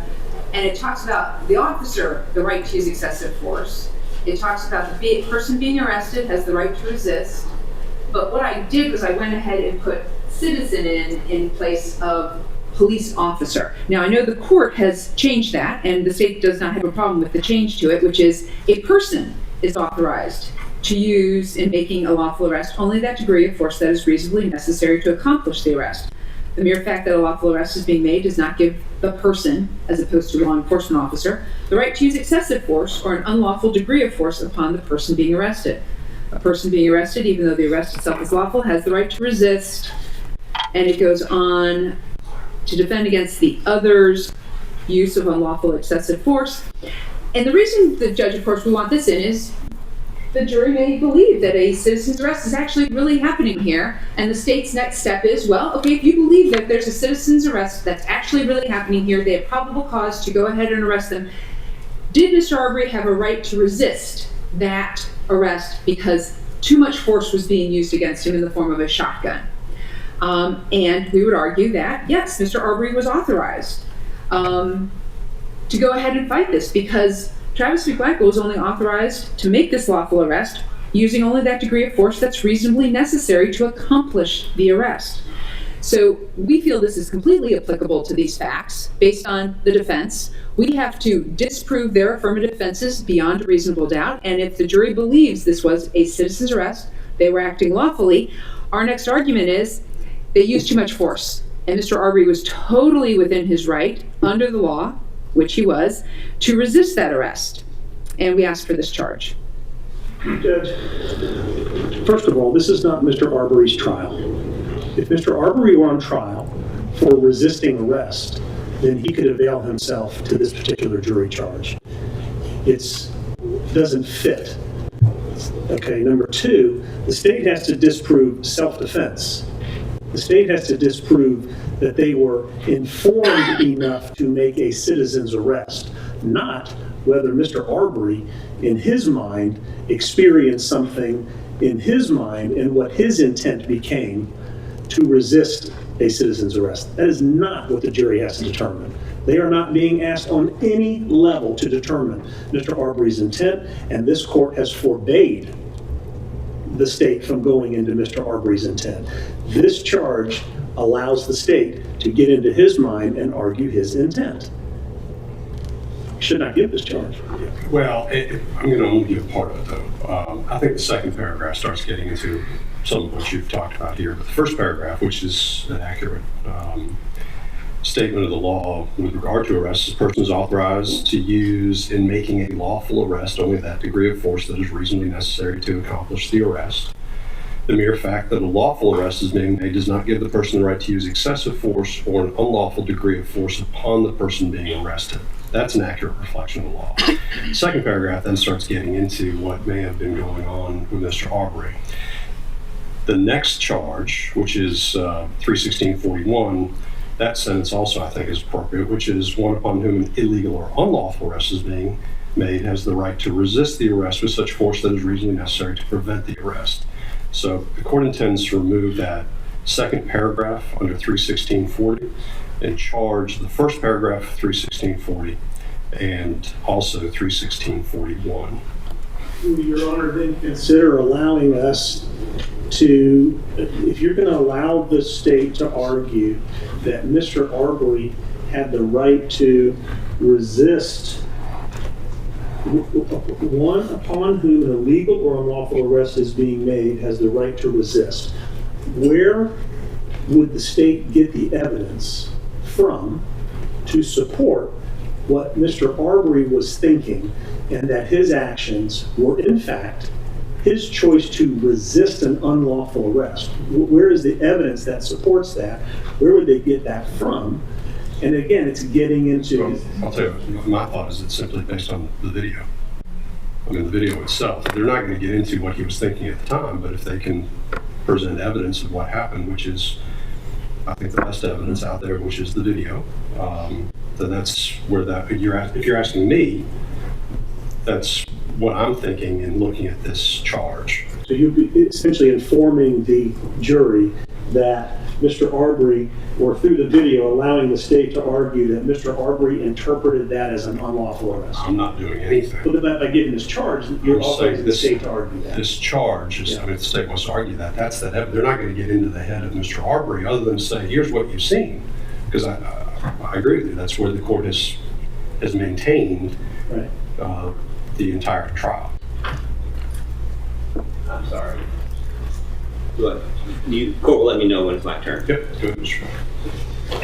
Your Honor, the court can't, the court actually has the power to do pretty much anything. I didn't mean any disrespect, but the court shouldn't charge half of an excessive force charge and not give the other half.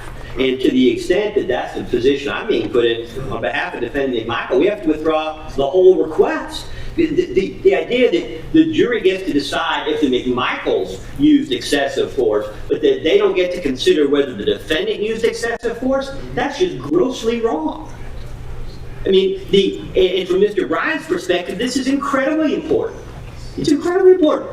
If the McMichael defendants used excessive force, it's an intervening circumstances. Mr. Bryan's off the hook for anything that happens after that. If Mr. Arbery uses excessive force in resisting an arrest, even if it's an unlawful arrest, it's an intervening circumstance. Mr. Bryan is off the hook. If both Travis McMichael and Mr. Arbery are both using excessive force, whether it's mutual combat or just contemporaneous excessive use of force. Still, Mr. Bryant has an argument that he shouldn't be held liable for whatever happens at that point. To be coming in and saying that the state gets to argue that the McMichaels used excessive force, but we can't argue that Mr. Arbery used excessive force, that's wrong. And 3.16.4 doesn't mention excessive force on behalf of the defendant. I'm sorry that the state doesn't want to discuss Mr. Arbery's mental state at the time he turned and attacked Travis McMichael. I understand why they don't want to go there. And I understand that maybe the court may be considering the possibility that its 404B ruling in retrospect was incorrect.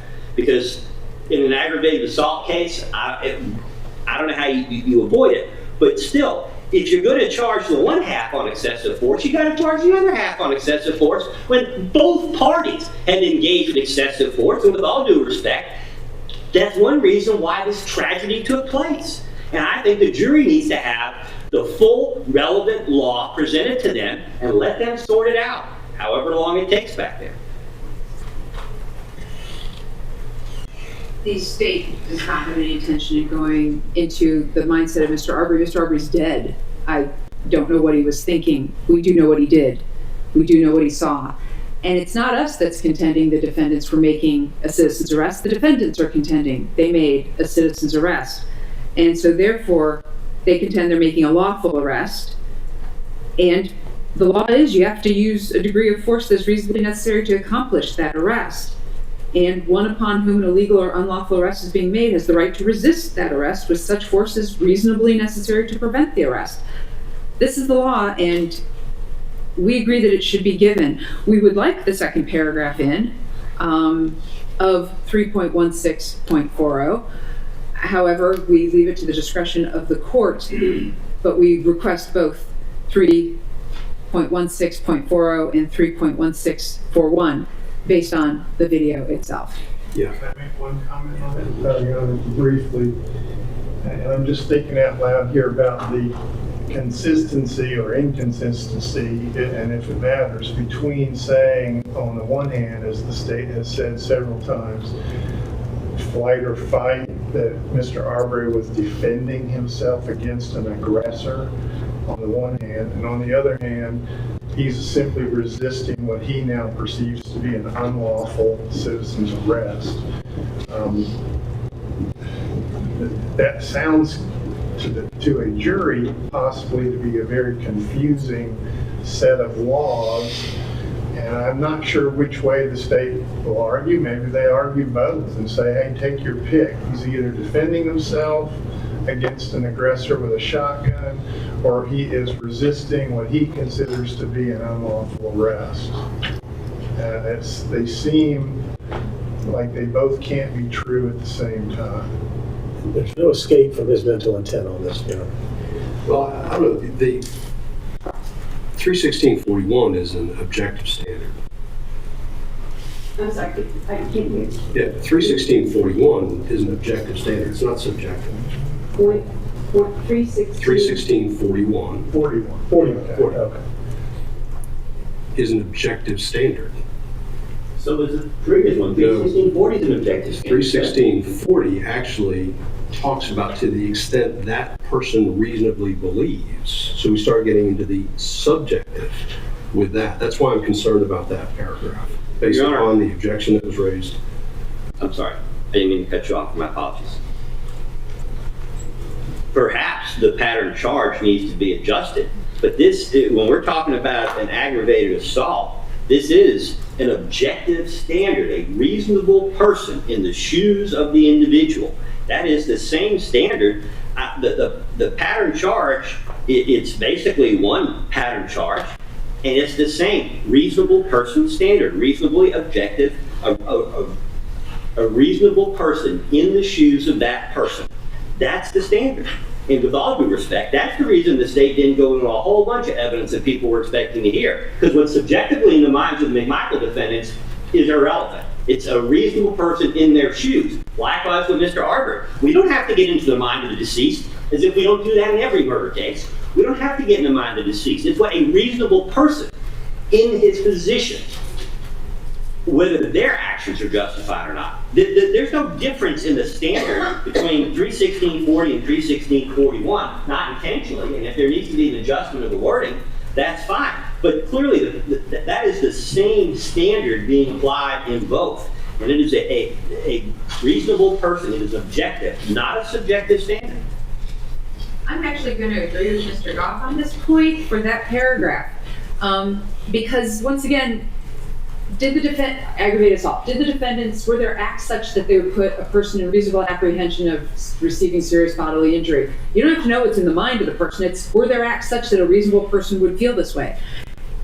If the person being arrested, even if it's lawful, has the right to resist the use of excessive force to the extent that the person reasonably believes. So was this excessive to make a reasonable person think it's excessive and they needed to resist it? So on this level, the state agrees with Mr. Goff that the entire charge should be read, but of course we leave it to the discretion of the court. So I just see it differently.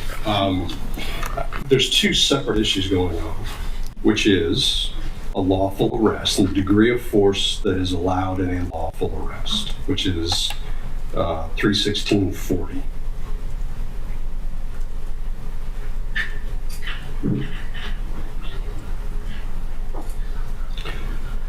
And I understand, and that defines what the amount of force that can be used in the arrest. So that in this particular case, that would be Travis McMichael. What degree of force could be used? Only that degree of force that's necessary to accomplish the arrest. Right? Just the fact that he can make an arrest doesn't allow excessive force. So there's the first paragraph. Then in the context of that lawful arrest, you've got the second paragraph. 31641 is actually a different idea. It is if there's an illegal or unlawful arrest being made, what is the right to resist? And that's whatever's reasonably necessary to prevent the arrest. I still read that as an objective standard, but I mean, maybe I'm reading that wrong then. The state agrees that that's an objective standard on 3.1641. Okay, well, that's what I was wondering about. I read that as objective standard. We agree that we read it as an objective standard, but come back to the question that would be the sort of jury instruction you would be looking at if it were Ahmaud Arbery on trial. To help the jury understand that he has the right to resist an unlawful arrest with reasonable force.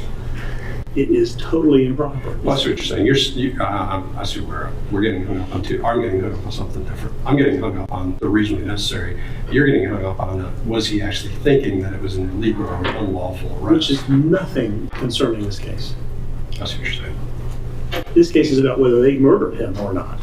Okay, I'm sorry. We were. I'll be determined to continue different effects. That would be a good charge, and I resist a police arrest. That's right. Saying it was unlawful.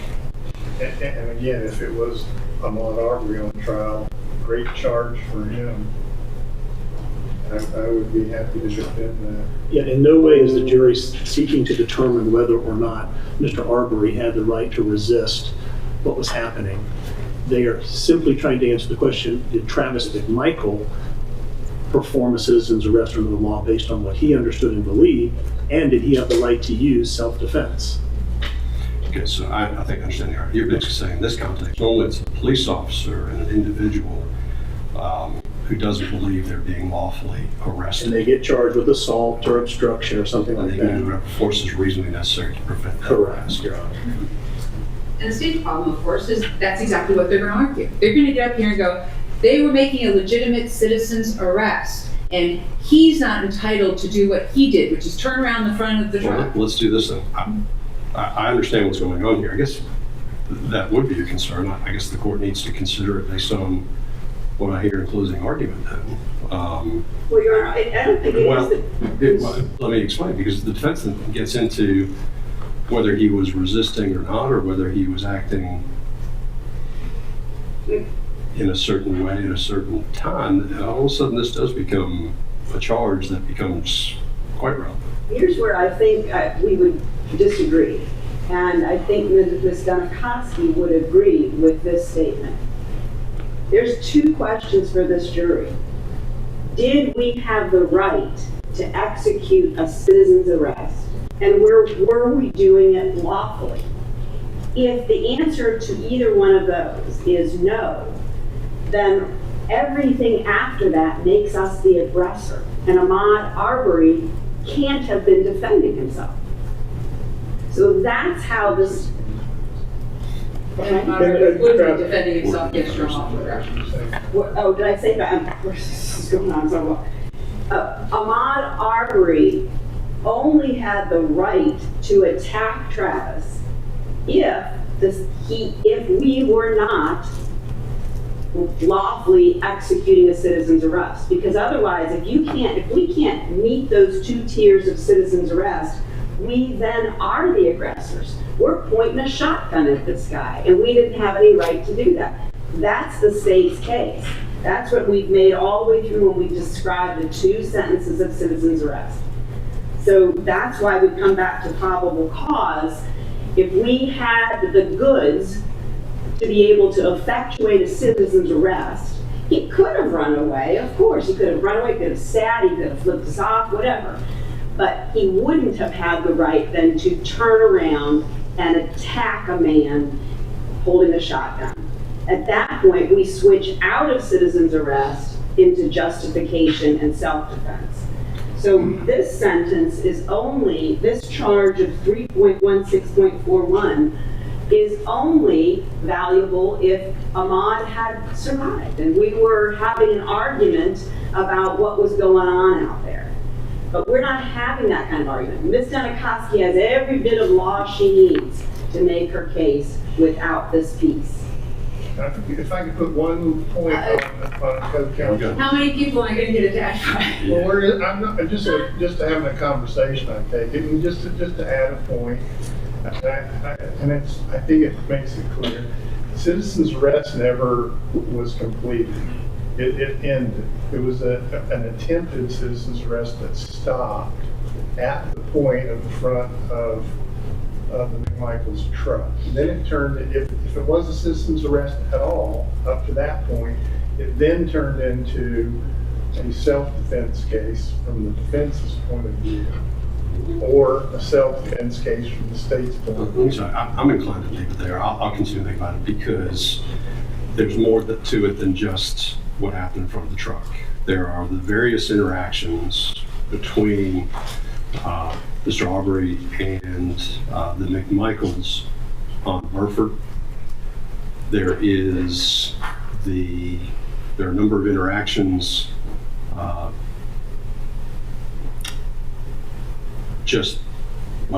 mainly Burford is what I'm thinking about, all which is part of this larger interaction, which would be the attempt to detain or arrest, depending on how you want to say that. So if one thinks about it separate from the actual incident that resulted in the death of Mr. Arbery, and we look at it in the broader sense from the moment, for example, the McMichaels left the driveway and we're trying to detain him or arrest him, he has the right to resist that in some way or run away, if necessary, to prevent the arrest. That's where I'm getting hung up. So I'm going to keep it in there for the time being. I'll spend some time over the weekend thinking that through, just as there's another charge out there that we need to. But at this point, I'll plan to give it with the understanding I can spend some time thinking it through. Thank you, Judge. So, All right, going we got one standing. Oh, sorry. Your Honor, the court might consider the alternative of taking the last sentence under 316.40 and adding it to the sentence under 316.41, because respectfully to learned co-counsel, there is a third issue. That issue is assuming that the arrest of Mr. Arbery was unlawful. Does that convert or translate into a license to kill? I would submit not. The court needs to charge the jury that last sentence. In resisting, the person being arrested would not be authorized to use force that is unlawful or disproportionate to the amount of force necessary to prevent the unlawful force being used against the person. Under these facts, a jury could conclude, arguably, that the arrest was unlawful, but at the same time that the force used to resist that arrest was excessive and disproportionate.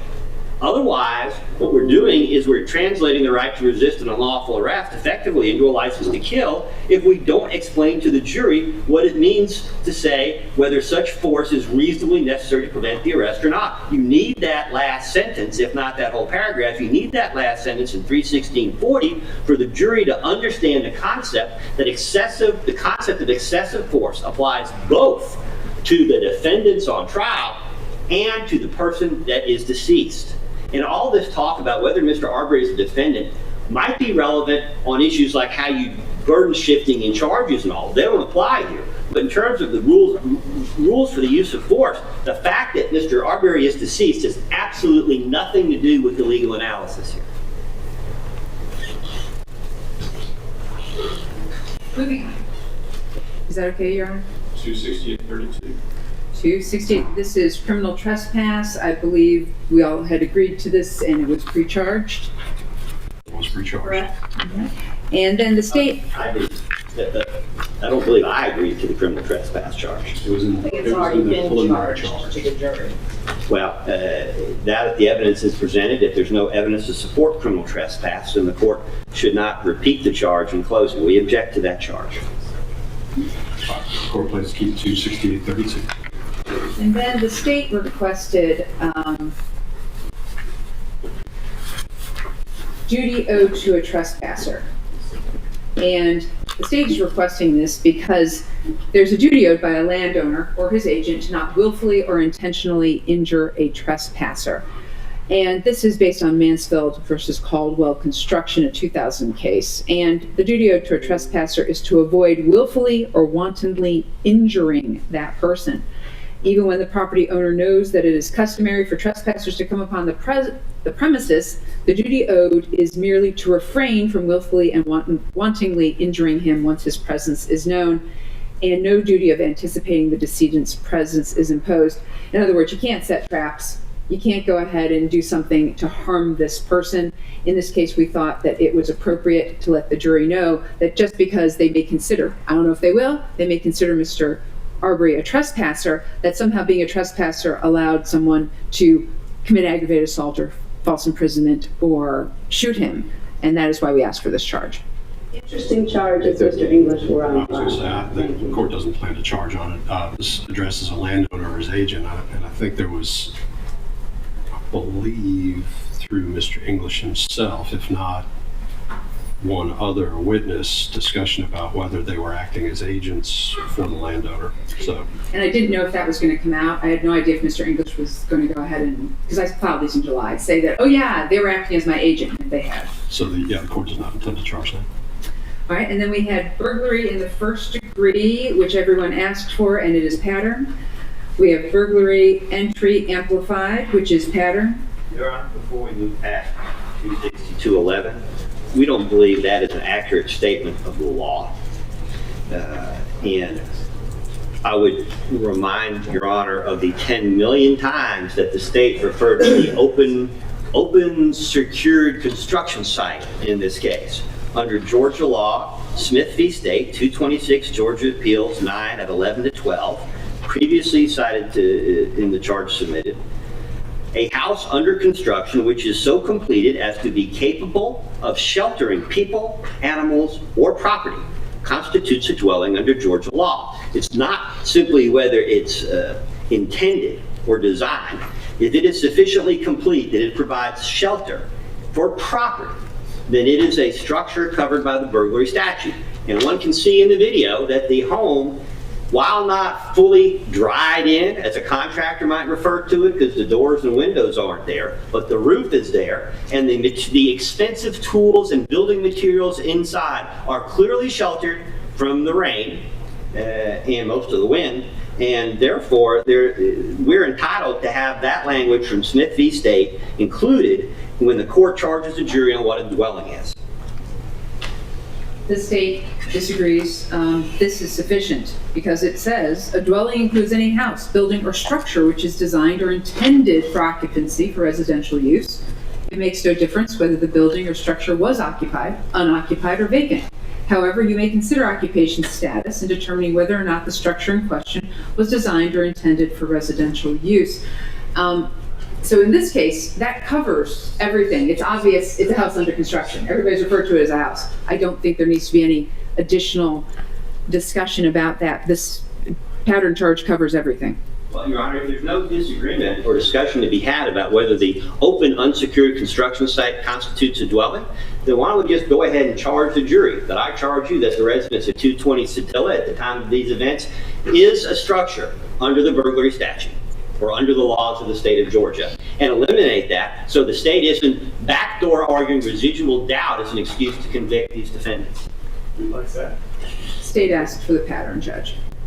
Yeah, we'll go ahead and charge the pattern just like I charged in the preliminary instructions. And The court is not going to charge the jury under Smith v. State. I'm going to charge, I just said I'm going to charge the pattern just like I charged in the preliminary instruction. Yes. so burglary entry amplified is also a pattern charge. And the next one, burglary intent to steal amplified, is also a pattern charge, and that continues from page 21 over to the top of page 22. And Your Honor, I believe with respect to the top of page 22, we've also asked the court to charge on flight, and I think that was generally discussed earlier, but it comes up again here under the burglary statute, reminding the court again that a defendant on trial, there are presumption of innocence, there's all kinds of case law and burden shifting instructions, and that's what makes charging a jury on flight challenging when a defendant is on trial. But as the state has so frequently noted, Mr. Arbery is not on trial, but his conduct, again, is in question. If Mr. Arbery was on trial, could the state today, under the current law, get a charge on flight? I would think it still probably could. But all the complications involved in getting a flight instruction in the trial of a criminal defendant in a burglary case don't apply in this situation because technically Mr. Arbery is not on trial. And because he's not on trial, all those concerns expressed in the case law and in the adjustment of the charges don't apply here. There's no reason why the court could not and should not give a charge on flight in this case, particularly because the burglary cases themselves, there's a whole body of case law, particular burglary cases on flight, and that distinguishes this from any other case involving flight, given those cases, including Anthony v. State, 347 Georgia Ave. 807, Evans v. State, 148 Georgia Ave. 422, and Val v. State, 178 Georgia Ave. 655. The particular case law for burglary demonstrates why a charge on flight is appropriate in this case. the state disagrees that flight is appropriate in this case. As you know, flight has been disapproved. Flight has been approved for a limiting instruction on behalf of a defendant when the state presents some evidence of flight. It doesn't apply here in this case. I understand the court has already ruled and decided, or they can argue it, but that it's not appropriate as a jury charge because it's only been used to limit under a limiting instruction. Yeah, no, the court doesn't, as I said earlier, the court does not intend to charge on flight. That doesn't prevent the argument. Again, the charge on flight, even I think at this point, would get into some of this discussion about what was in Mr. Arbery's mind at the time. And so again, the court is not going to charge on it. The argument based on, if the argument is made based upon reasonable conclusions made from the evidence presented, that's fine, but I'm not going to charge on it. All right, Judge. Affirmative defenses by the McMichaels. I think this is old pattern because I recognize it. However, the new pattern is a little different, and that is 3.0000. And it reads this way. The defendant has raised a defense that even if he committed the act described in the indictment, there are circumstances that, and then it has parentheses, justify, excuse, mitigate it. Once this defense is raised, the state must disprove it beyond a reasonable doubt. And it's sort of just a general thing. So I think the state would prefer, and well, that's good law, 3.00.00, that it should be generically done for the defense has raised a defense that even if he committed the act described in the indictment, there are circumstances that justify it. Once this defense is raised, the state must disprove it beyond a reasonable doubt. And then, of course, we're going to go into justification in the use of force in defense of self or others.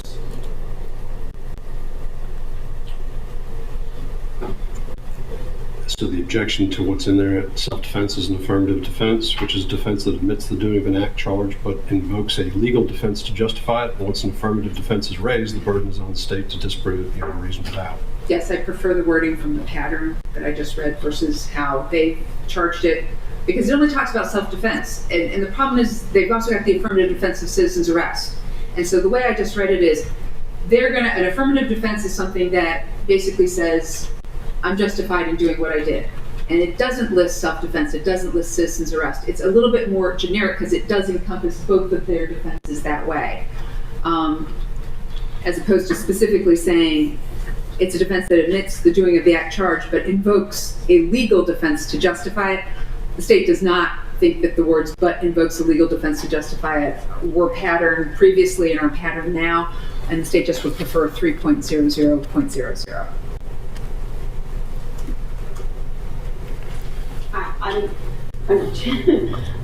I'm trying to keep up, you Yeah, I speak think very that- quickly, and so I'm trying to figure out which part of this you say is no longer Let me get to suggested it. pattern instruction 3.0000, which was our defense request to charge number 9. Right, none of it. I'm sorry, I'll read it. This is the new pattern jury instructions, and I'll read it very slowly.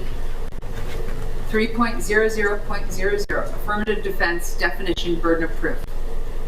The defendant has raised a defense that even if he committed the act described in the indictment, there are circumstances that justify, in parentheses, excuse, parentheses, mitigate it.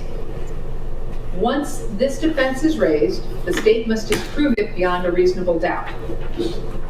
I like that. I'll give you a page out of this Okay. if you want to take a look at it. That's the charge itself. Yes, I like that, except where do we then say self-defense is an affirmative defense? Oh, it's the very next thing. Okay, all right, okay, no, I'm not fighting with you. Right.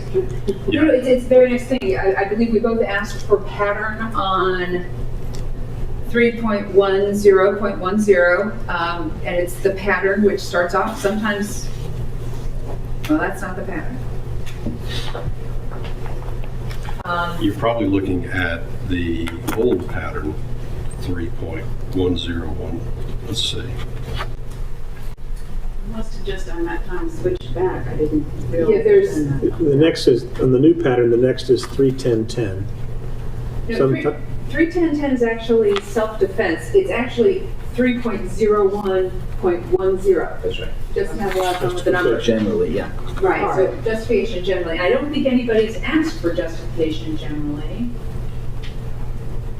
So I think we need to probably include 3.01.10 and modify it for the facts of this case. Well, I actually like that new language better. Okay. It reads better.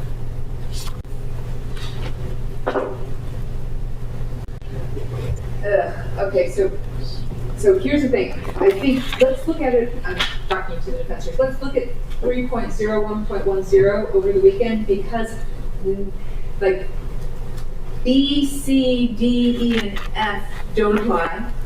And then it says when the person's conduct is justified under OCGA sections. Yeah, I normally tailor that to the actual, I mean, in this case, I don't think anybody's disputing what the affirmative defenses are. And so it can be put in, let's see, the defendant has raised a defense. I guess the defendant has raised defenses, or the defendants have raised defenses that even if an act was committed as described in the indictment, there are circumstances that justify it. Once such a defense is raised, the state must disprove it by a reasonable doubt, or beyond a reasonable doubt. Then 3.01.10, the fact that a person's conduct is justified is a defense to prosecution for any crime based on that conduct. The defense of justification can be claimed in the case of self-defense and citizen's arrest, or, I guess it would be and/or citizen's arrest. Correct, And/or citizen's arrest. And then you go into 3.10.10, which is justification. Yes. Okay. I'm not sure whether I said that, but I'm not sure whether we got that. Did we get that? I'm not getting anybody's attention. We followed. Did we get that? We followed. All right. Just because I said it doesn't mean it was written down at the time I said it. Just want to make sure we've got that. All right. We will attempt to make sure that language then appears in the charge. Okay? All right, so 3.10.10, justification, use of force. This is the self-defense charge. I believe, based on Travis McMichael's testimony, that he was worried about his dad in the truck, that they are going to request, and correct me if I'm wrong, himself or a third person. Correct. All right, no objection from the state. The state understands that. To defend himself or a third person? Correct. Okay. And then the problem that we have here is the first part: the defendant is justified in threatening or using force against another when 1, 2, and 3 is fine. Then we have a defendant is justified in using force that is intended to or likely to cause death or serious bodily injury. So we've got two different sections. We've got one that's just basically, hey, we're going to have a knife fight or a fist fight, and the other one is likely to cause death or serious bodily injury. So I think we take out the first subset of 1, 2, and 3, and it just goes right into likely. Because there's two different acts that are alleged by the state. The pointing of the pistol would be self-defense also. Of the, the shotgun. That's for A and B. Yeah. I left it in there because that's why I understood it too. There are a couple different acts which this covers, which are all arguable before the jury. And this allows the parties to argue them either as use of force generally or use of force, deadly force. This just gives the jury what the standard is for both or either, depending on what's being argued. Okay, I understand. So then when we come down to a defendant is justified in using deadly force, he reasonably believes that the use of such force is necessary to prevent death or serious bodily injury to himself, a third person. Well, at that point, if we're talking about deadly force, not the pointing of the shotgun, but the shooting of the shotgun, third person doesn't apply here. It does apply. I'm sorry. It does apply. Yeah, because if the shotgun is taken out of his hands, he's testified he was afraid he was going to take the shotgun and use it to shoot himself or his father. That's an arguable fact. All right. The commission of a forcible felony, which means a felony that involves the use of force or violence against another. And of course, that felony is blank. We would ask for aggravated assault, using fists and punching, and trying to take the shotgun and use the shotgun. Trying to take the shotgun would be an aggravated assault. Well, and the fists punching, because the evidence is he was punched all over the face and the side. There was some testimony that fists are... Which has been defined. I think, Yeah, it hasn't been defined. yes, it needs has to been be defined by this point. Has to be defined. Let's see. You might have to, in the definition of aggravated assault, where you define use of a truck, use of a gun, may have to also add use of hands and fists. Well, actually, our violence against women, aggravated assault is a felony, which can also be defined as. Well, actually, it actually doesn't say, it says pickup truck in one location, but as to the indictment, it says by objects when used offensively against another person. And so they're going to argue, well, hands and fists are objects when used offensively against another person can cause serious bodily injury. So it actually just generically says objects. Yeah, but then we get into the whole, there's language though that at least I use when we talk about fists that define a fist as a weapon depending on how they've been used. So you would need that language, I think, if we're going to go down this path. Okay. State understands. And aggravated assault can also, because I've already defined aggravated assault as a felony. So,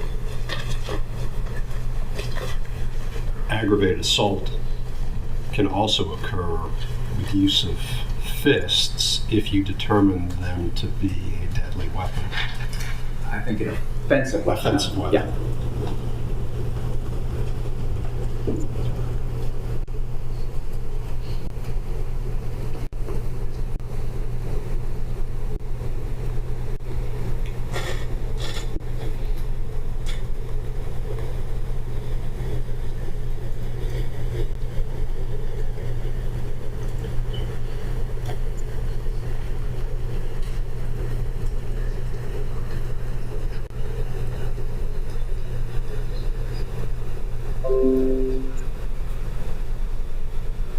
Okay, so what I've got here is B, the commission of a forcible felony, which means a felony that involves the use of force or violence against another. Aggravated assault is again a felony which can occur by use of fists if they are used as an offensive weapon. Yes, Judge. Sounds good with us. Okay. All right. And then on to the top of page 23, we of course have a defendant is not justified in threatening or using force if he, and we have our second thing, which is committing a felony, and we ask that all three felonies, aggravated assault, false imprisonment, and criminal attempt at false imprisonment, which have previously been defined for you.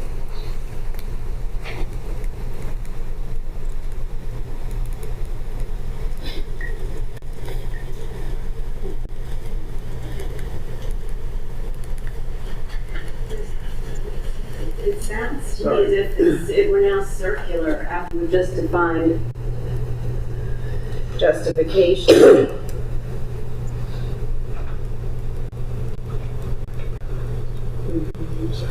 I mean, isn't really what we're saying just the third dot?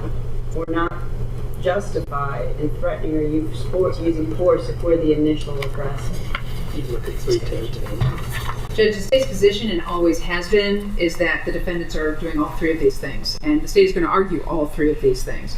They committed felonies against him, they were the initial aggressors, and that they attempted to provoke him, but provoke his threat or use of force in order to use that against him because they wish to harm him. I mean, we're going to go ahead, that we're going to argue all three. And we feel that the facts of the case, we can make a reasonable inference that that's what the defendants were doing all three of these things, and they're not justified. So we want all three of those in there. We feel we can make a reasonable inference from the evidence based on that. Now, I don't think that sentence is included in the pattern. It says the defendant is not justified in threatening or using force. This is on 31010. If he provokes the threat or use of force against, intending to use that threat as an excuse to harm.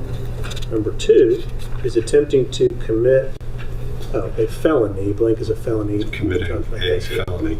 Yeah, I see it. It's the initial aggressor. Yeah, I removed the third, which is the combat, not third, fourth, which is the combat by agreement language. That clearly doesn't apply. Your Honor, this does bring back, though, that point that we were raising very early on with the court about the idea of initial aggressor and the law around other acts that establish who the initial aggressor is. This is sort of where, remember we were talking about 404B acts, and where you start having that term initial aggressor, this is why we were focused on that term, because the law thinks about, is it possible that Mr. Arbery could be the initial aggressor, which that evidence supports, even though it's not known by the complainant. Yeah, no, I've considered that. To me, this is something, again, that is or can be determined by the jury by looking at the video as well as taking into consideration. I mean, it depends, I realize, on the definition of when this started. But the court is going to include that because the way I see it is the jury can make that determination without going beyond the evidence that's been presented in the case. I got to object to this third portion of that being the initial aggressor. It's not tailored to the case. This is a citizen arrest case. Anytime someone's attempting to arrest someone, they are always the aggressor. They're entitled to use force to do it. So the state wants the court to charge this, they're going to have to adjust it to the facts of the case. Or the court's going to have to give more specific instructions on use of force than I see in this charge. Anytime someone, including a police officer, any police officer is arguably the aggressor if they are trying to arrest someone, because arrest inherently involves the application of force or potential application of force. So to just give this pattern justification charge without additional or instructions or qualification of that is misrepresenting the applicable law in this case. If they're trying to make a citizen arrest, of course they're the aggressor. That makes some sense. The remedy is the issue of how the language you use, and it would seem to me to be the initial unlawful aggressor might solve that problem. Your Honor, the state's position is that they were the aggressors. Their defense to that is, we were doing a citizen's arrest. So they're trying to put the cart before the horse by going, oh, well, you have to do, they're the initial aggressors. If they're trying to say they're not, then they get to put up citizen's arrest, and then we have to disprove it beyond a reasonable doubt. But our opinion is, it's the initial aggressor. You start this, you don't get to claim self-defense. Let them present that argument to Cobb County SO when this case is over. I mean, you're not an aggressor simply because you're trying to make an arrest. And the assumption that you're an aggressor because you're doing that, that's an affront to the entire law enforcement community, aside from being not adjusted to the facts of this case.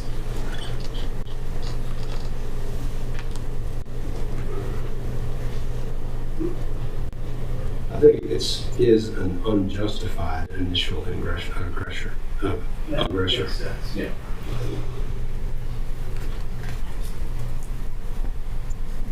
I think that's accurate. I mean, if they're not, is the initial aggressor is an unjustified initial aggressor. The state respectfully asks not to put unjustified in there. And the reason for this is, once again, the cart before the horse. The assumption is that, look at this, someone who's the initial aggressor, you go, hey, you were the initial aggressor. Well, then you step in front and you go, hey, I wasn't the initial aggressor because of these facts. To say, well, state, you have to go ahead and say unjustified initial aggressor, really puts the cart before the horse in this case, because the state's going to argue they're the initial aggressors. They're going to argue citizen's arrest. And I really would like to stick with pattern on this, Your Honor, and putting in unjustified initial aggressor. That means somehow there is justification to be the initial aggressor. This conflation of law enforcement officer making a legitimate arrest is completely different than the affirmative defense to a murder case of citizen's arrest. So to compare the two of them is not correct. That's not what's happening here. This is not law enforcement. They're not law enforcement. The defendants aren't. This is a self-defense case, and the defendant is not justified in threatening, meaning putting up a shotgun, or using force, meaning shooting someone, if he is the initial aggressor. Not the initial unjustified aggressor, just the initial aggressor. So I guess what it really comes down to is really the issue is the citizen's arrest and whether the citizen's arrest was proper. Mm-hmm. If it was, then this whole idea of initial aggressor, the aggression was justified. So what I'm trying to avoid is this becoming the issue as opposed to citizen's arrest, which is really the core of it, because the citizen's arrest is the justification. the citizen's arrest is the justification for being the initial aggressor, okay? The citizen's arrest is, I guess, the justification also for, hey, we committed these felonies. We're agreeing we committed these felonies, okay? But my concern is that putting in unjustified initial aggressor somehow elevates this and it's going to start conflating self-defense with citizen's arrest. I feel that they can go ahead and make their argument that, hey, he was acting in self-defense, and the reason he was acting in self-defense is he was attacked. We know that's coming. And he was unjustly attacked because he was making a citizen's arrest. And therefore, that takes it out of the initial aggressor category. So the state's just concerned by adding language here, it really puts a different onus on the state and the state's argument. One final point, Your Honor, is a citizen making a lawful citizen's arrest stands in the same shoes as a police officer. And there's case law, plenty of case law on that. There's no difference between them at that point. So a police officer making the arrest, as Mr. Goff said, would almost by definition be the aggressor in that situation, even though he's allowed to do that. So I do think there needs to be some modification of that adjective. Could the state perhaps show us a case, a precedent? Of course, there aren't many precedents in Georgia where police officers have been prosecuted for anything, but can they show some precedent where in an arrest context this charge is appropriate? Because I can't find it. All the cases I see draw no distinction when making an arrest between a police officer, a bail bondsman, or a private citizen, here or anywhere else. Now, I've submitted a charge, and I know the state doesn't like it, but the state is the one conflating issues here when it comes to citizen arrest. They're the ones conflating the issues. They're confusing issues that don't matter in this case. The authority of a private citizen to investigate crime is different than that of a police officer. We agree. The circumstances under which a private citizen may make an arrest are more limited than those under which a police officer may do so. That's true. And it is certainly true that the consequences of an unlawful arrest by a private citizen are very different than the consequences of the police officer. But the application of the rules of force is identical. And we certainly want to take that up, certainly today, because I got my little layout, I forget what they call it, from the toy store. I got my police car, because that's going to be part of our demonstrations in front of the jury. So if we're not allowed to argue that, we sure better know before the day is out. Among other things, I like people to go take the police car and the street diagram back and get a refund. Your Honor, the state does have case law. Can I focus this back on where we are? Sure. We're dancing on the head of a pin. Okay? We're going to charge it as is an unjustified initial arrest. Let's keep moving.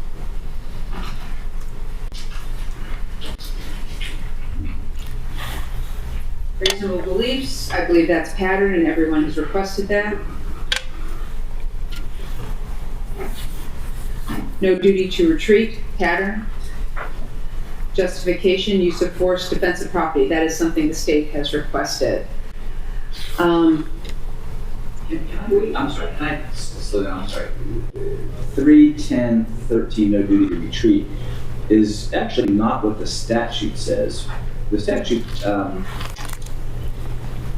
I know there's code sections, so we don't want to necessarily use the statute, but it says a person who uses threats or force in accordance with the code sections relating to the use of force in defense of self or others has no duty to retreat and has the right to stand his or her ground and use force as provided, including deadly force. And I would ask the court to include that phrase, including deadly force. That's 16-3-23.1. You join? Agreed. Talk about going too fast. I'm sorry. Can you give me a code section? Yeah, 16-3-23.1.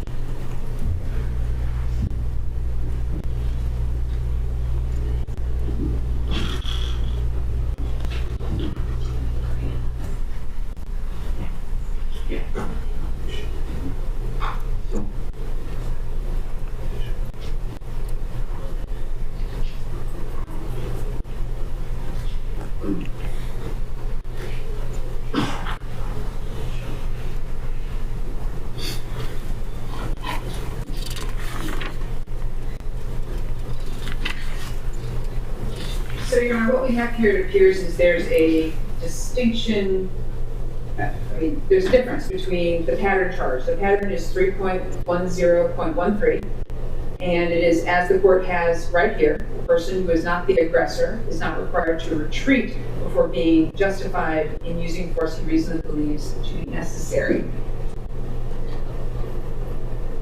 And of course,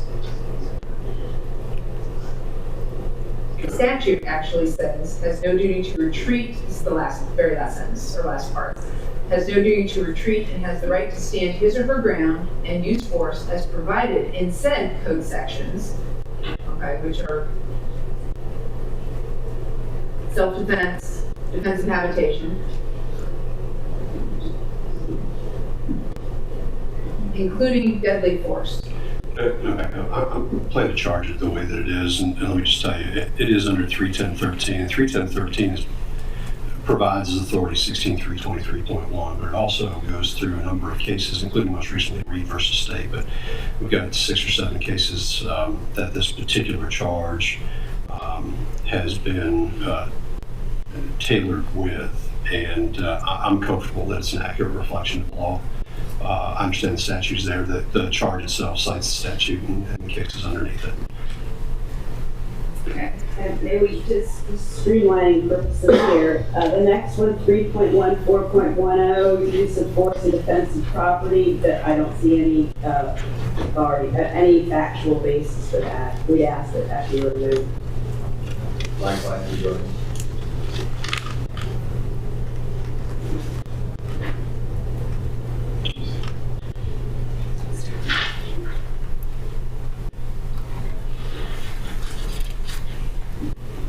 Leon, the reason we asked for this is kind of the last part. The use of force that is intended or likely to cause death or great bodily harm in order to prevent a trespass is not justified unless the person using force reasonably believes that such force is necessary to prevent the commission of a forcible felony.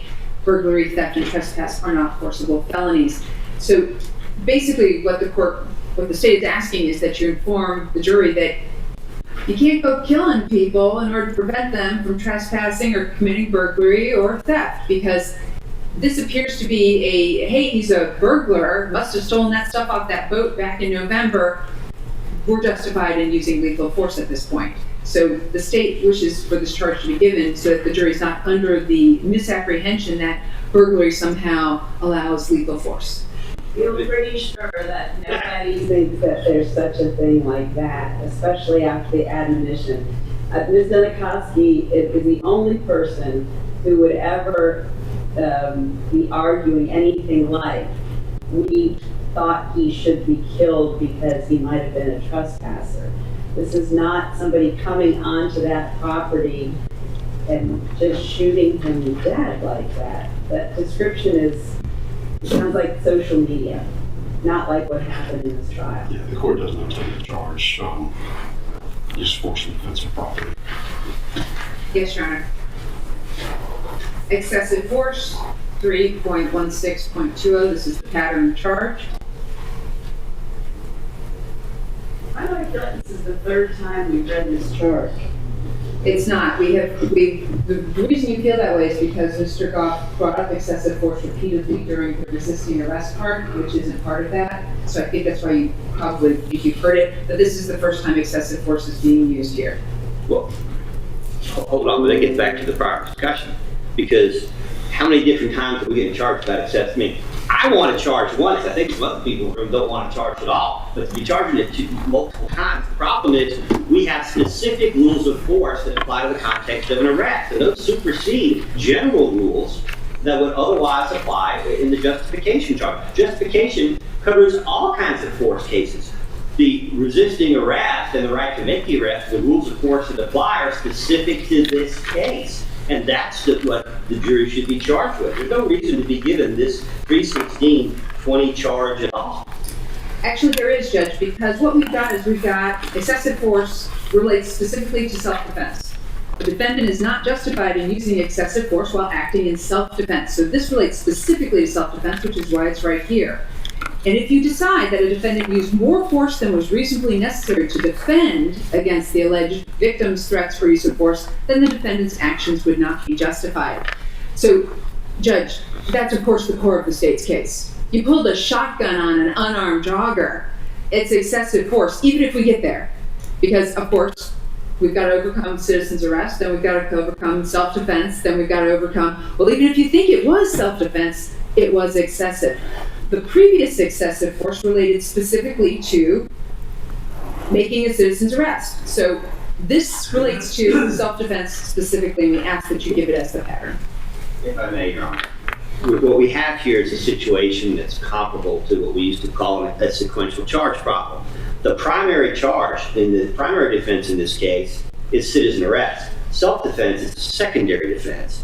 And justification in the rules of force allowed in a citizen arrest context take priority over the rules of force in the general justification charge. For example, if the jury finds that the McMichael defendants did not use excessive force in attempting to effectuate an arrest, then how could they be authorized to use that force under the citizen arrest, but not authorized to use that force under self-defense? That would make no sense.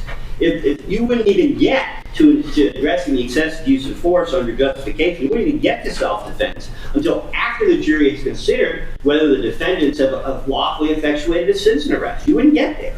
And this is implying to the jury that there's two different standards for excessive force in the one situation and the other. There isn't. The rules of force that apply in this case, which is an arrest context, are what they are. And the state doesn't get to come back in and say, well, maybe it wasn't excessive when they were trying to arrest him, but somehow it is excessive for self-defense. That's just going to confuse the jury. There's only one standard. As to whether it's excessive or not, the state doesn't get two bites at the apple. I think that's my issue, Your Honor, is it's confusing, and here's why. 31010. 31010 is called, I'm seeing you flipping, I'm just getting the title of it. Justification in the use of force in defense of self or others. So there's a whole charge that deals with this already. And in that charge, it tells you you can use force if you reasonably believe it's necessary. And then it goes into saying you can use deadly force if you reasonably believe it's necessary and for the reasons that you can use it. It's explained and encapsulated in this charge. Excessive force is now another term that the jury's being asked to consider.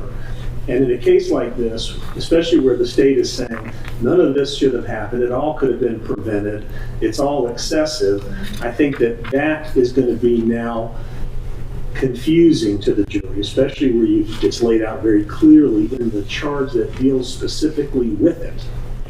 So I think it's not only repetitive, but now it's going to be confusing.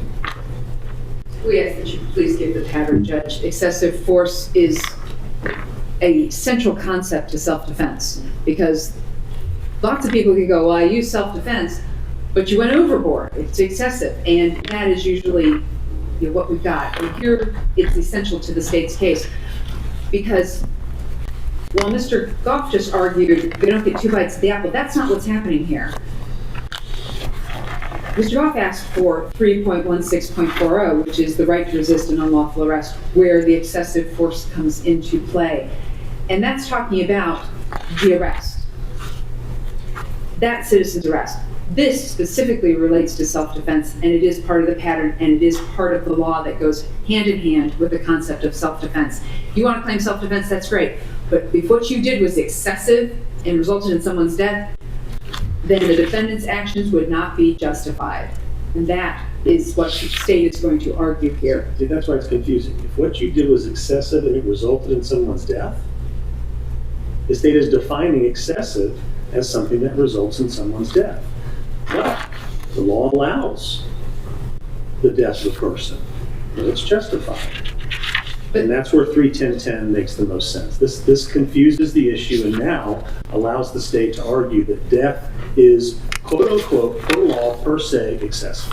No, that's not what we're arguing. Actually, the whole entire thing says, if you decide the defendant used more force than was reasonably necessary to defend against the alleged victim's threats or use of force, then the defendant's actions would not be justified. It is not confusing at all. It's obvious the defense does not want this because their client pointed a shotgun at an unarmed jogger. So of course it was excessive. It's excessive just based on the video alone. And I understand why they don't want it, but the idea that it's confusing when it's been the pattern for years in every single self-defense case. Your Honor, if the state wants this charge twice, then we, again, sequentially, I would humbly suggest that the jury needs to be charged first on citizen arrest and the use of force in citizen arrest, and then secondarily as to self-defense. only after the jury has determined that the use of force wasn't justified in the context of the citizen arrest do they get to the self-defense issue. And it's the only way to make what the state's doing palatable and plausible where it's not reversible error. Okay.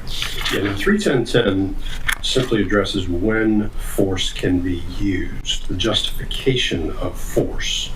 And I've gone back through the language, I've got the charge book in front of me, taking a look at it, and having read through it, it discusses when you are justified in using force generally. It does not, 31010, or any of the 310s for that matter, address excessive force, which is this separate issue, which is under 316.20. Let's go to 316s.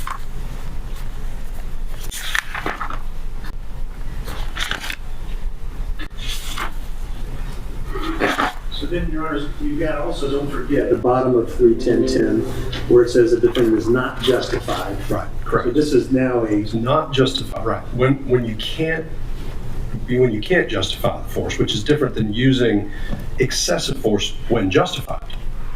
Those are two different issues. Okay. That's what I'm reading. That's why I'm going through it, because 31010 doesn't actually address if you're justified, if you can use 31010 and claim you are justified. What if it goes overboard? And that's where we get to 316.20. So it's two different concepts that I'm reading. And based on that, I'll go ahead and keep it in. Thank you, Judge. The state then asked for revenge. And we oppose that, there don't see any evidence for that one. We oppose it. Again, it's not supported by the evidence in the case. Your Honor, it states the defendants are not justified in threatening or using force against another person solely in revenge for something that the person said or did on a previous occasion, no matter how serious the past wrong may have been. On February 11th, 2020, Travis McMichael testified that he saw Mr. Arbery, and Mr. Arbery, lifted his shirt up or something, or then put his right hand in his left pocket, or made it seem as if he had a gun. And it scared him. He got the heck out, and he went on home and told his dad, and they got their guns and came back down. It scared him. You could hear it in his voice, and his attorneys even asked him, is that you breathing there? And so at this point in time, the state's contention is that it's upsetting. No one wants to be scared. No one likes someone who scares them. No one likes the unknown. So at this point in time, our position is Travis McMichael's mad at this guy. Travis McMichael is upset and mad at Mr. Arbery. He scared him. He ran home. He had to call the police. There was this whole thing that happened, and now he's out to get him. And you can't be out to get somebody and do revenge on them for what they had done previously. And I know they're going to say, well, it actually justified his behavior because he was afraid of the guy and wanted to pull the gun out on him because he was his threat. But our position is it's actually the other way around. He's mad at him. He was scared. And this is revenge. This is, you can't do this. You can't come into my neighborhood. You can't go over to that house and trespass. You can't be doing these things where I live and I'm taking it out on you because you've been over at that house that's only a few houses down from mine, and I don't want you here. And therefore, you just can't go after somebody in revenge for previously being on a property a few houses down from your property or for scaring me one night. And that is an argument the state wishes to make, and that is why we can make that reasonable inference based on the facts of this case and the evidence and Travis McMichael's testimony here that this was actually revenge for the prior interaction that they had on February 11th. Yeah, there's nothing in this case to support it. He never testified about it. Obviously was concerned, but the state wants to argue, we understand what that means, but not to give a charge on revenge.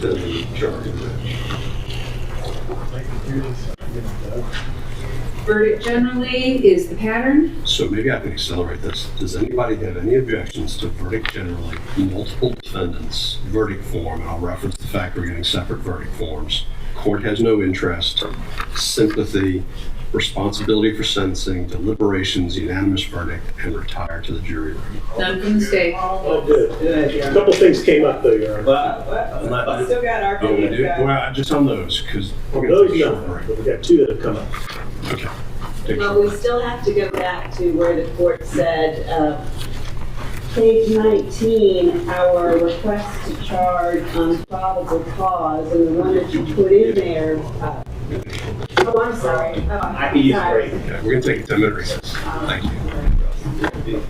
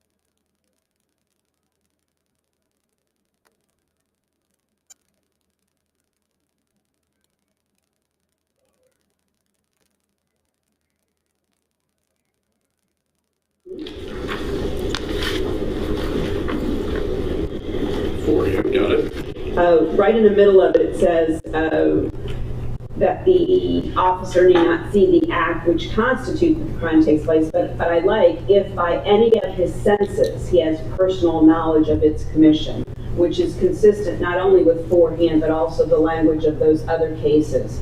So if we were to stick that clause in as well to help explain where probable cause can come from. So it could be based on the collective knowledge of others, you know, any of his senses, he has personal knowledge of its commission. Actually, that's very clumsy, but where maybe with what you have it in front of you, wherever you thought that clause could come in. Because I think, you know, obviously the state and the defense would agree that that's how one develops probable cause. What you hear, what you see, what you smell, what you taste, what you understand, what you, through all of your senses.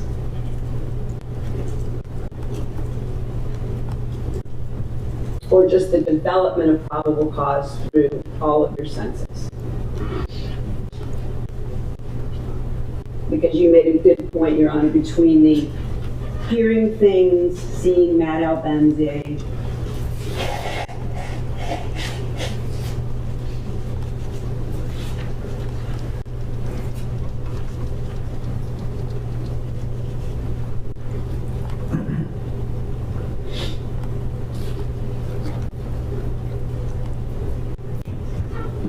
So I'm confused a little bit then. You're asking that that be dropped into the probable cause charge? In determining, when we're talking about the totality of the circumstances, where probable cause can be based upon just something having to do with the information gathered through any of the individual senses, but it also can be based upon the collective knowledge of others, so long as there's some degree of communication between them. So, Your Honor, if I may, first off, by the existence of any of his senses is already going to be charged on the top of page 19.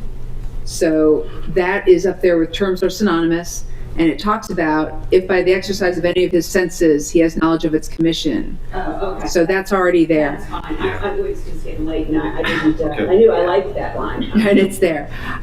Your Honor, the problem the state has with this request is that the state agreed that if we were going to put this in, that we wanted it if the offense is a felony and the offender is attempting to escape. If we take out those two lines, then if the private person can arrest the offender upon probable cause. But that's not really what the statute says. It says you have to may arrest the offender if the offense is committed in his presence or within his immediate knowledge. If the offense is a felony and the offender is escaping or attempting to escape, that's when the probable cause comes into play. So the state, if we're going to do the definition of probable cause, would agree with the defense that the offense is a felony and the offender is attempting to escape. Okay, well, maybe looking at some of my concern then with this suspicion alone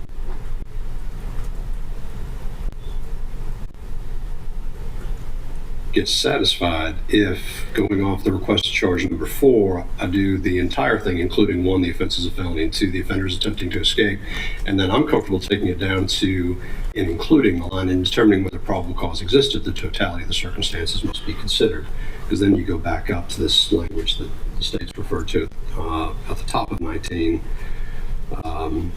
talking about use of senses and has knowledge of the commission or that the accused admitted that such crime is being or has been committed.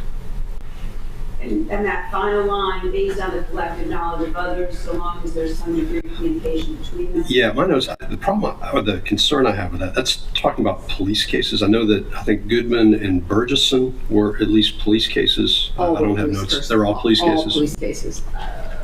Judge, I just want to make clear, for the first time maybe in 30 years, I disagree with this. Get the court-ordered market.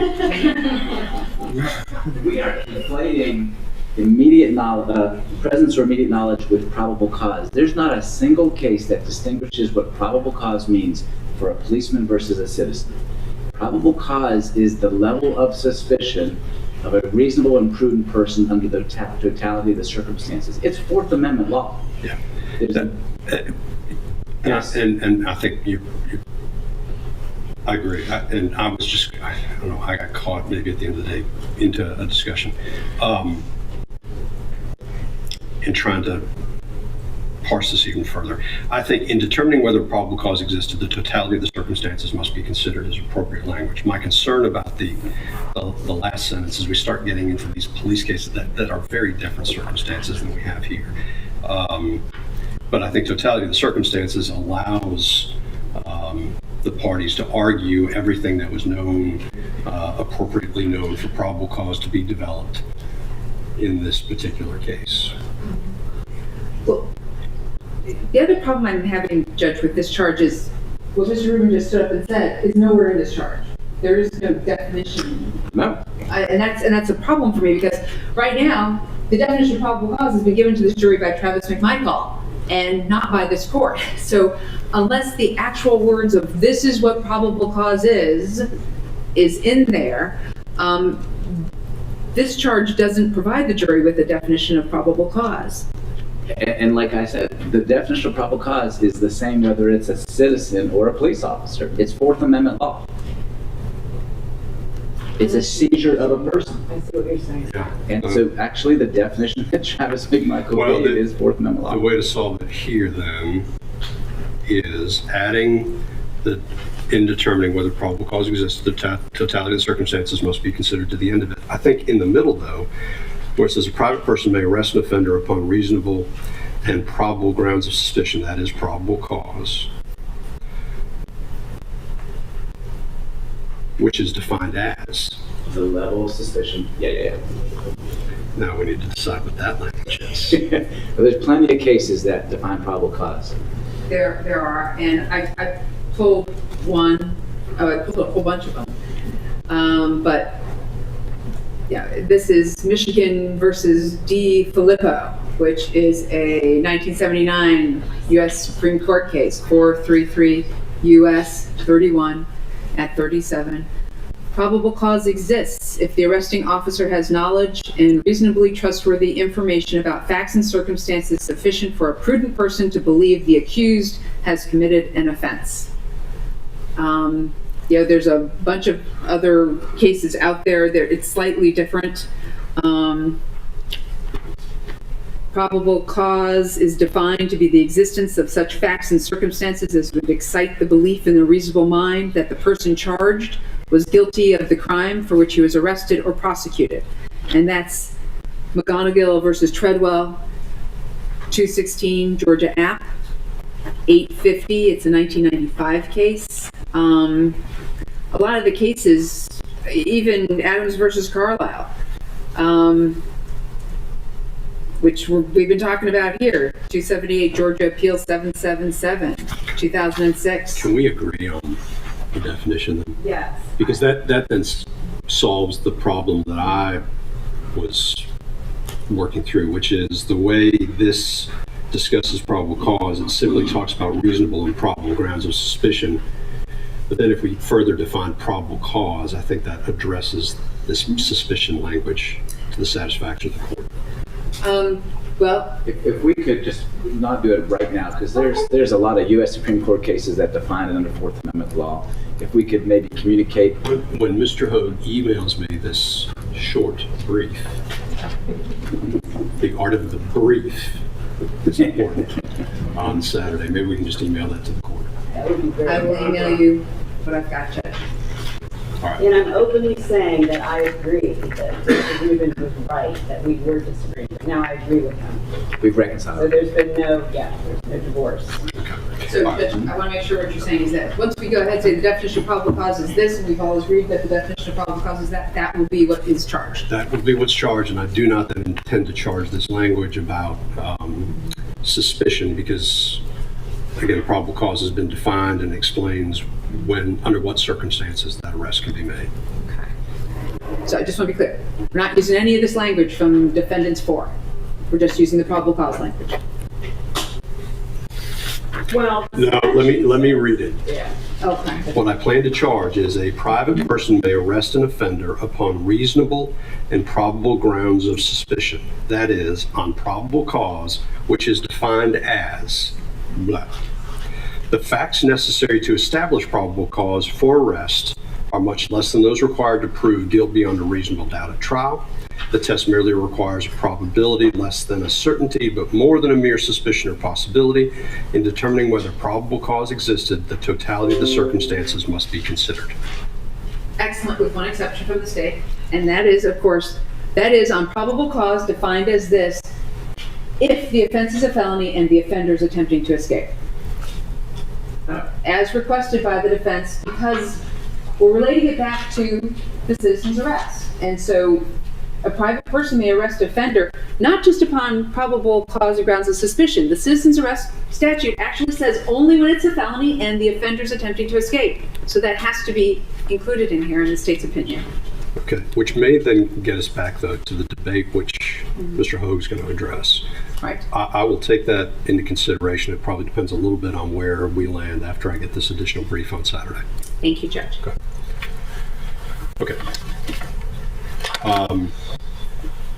Two things. Your Honor, we would ask the court to define arrest. As you know, it's a term of art. It's not, and it's used in the statute, but it's not defined under the citizen's arrest statute. So an arrest doesn't have to, when you arrest someone, you don't have to use the term arrest, as the state has argued. If a reasonable person would believe their liberty is detained, that is essentially an arrest for purposes of the law. DUI law, it's Fourth Amendment law. We're arguing to the jury that a detention and an arrest are two different things. We're arguing it's the same thing. And I think the jury is going to need guidance on what is an arrest. And we would ask the court to define it. We're happy to provide a definition. Let's do this then. Submit it as a proposed charge. Yes, we'll do that Saturday. And I'll take it under advisement then. And the other one, Your Honor, if I may, I'm sorry. But momentarily on that, and the only reason I bring it up is because the fear from the state is we've got Terry stops, which apply to police, and that is a detention to investigate. This says citizen's arrest, and we understand, thanks to Mr. Hoag, the origin of this in 1852, and it never got changed. So I think we tracked it back to medieval England. 1215. Whatever. So the problem is what we've got is 17421, OCGA 17421, where we have the duty of the arresting officer to take the arrested person before a judicial officer, and we all know that because we all practice criminal law. You gotta arrest. You gotta put handcuffs, you gotta transport, you gotta take him to jail, you gotta put him before a judge. So you got this whole sequence of events that happens when you arrest somebody, which is you gotta take him before a judge. It is not, hey, I'm holding you here and doing a Terry stop to investigate, and that conflation is I agree. a big I agree problem. with you. That's why I want to see it as a proposed charge. And as the state knows, and the court I'm sure knows by now, a citizen does not take the arrestee to the magistrate. All the case law says you hold them for the police to do their job. I would love to see that case law because everything I found is from the 1800s where there were no police to call on any cell phone to go ahead and do All all of your that. shoplifting cases will be Okay, having well, it them. sounds like in addition to some of the homework we have, this adds in because, as you all know, one of the reasons that we try to get all the charges before the court with support at the beginning of the trial is so that we don't run into this. I mean, this is obviously something that I need to charge, I need support. This is not something I'm just going to shoot from the hip on. The other one, Your Honor, is pattern charge 3, I'll go slow, 3.16.10,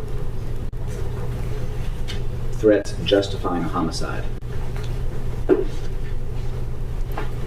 I'll let everybody get on the same page.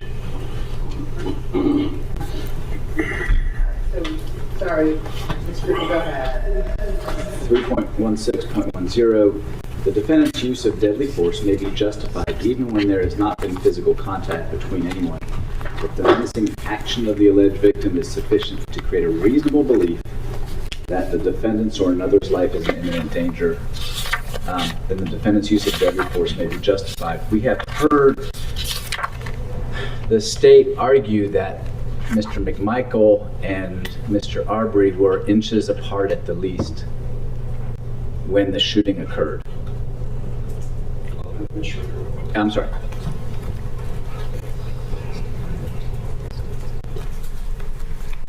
Were you joining that request?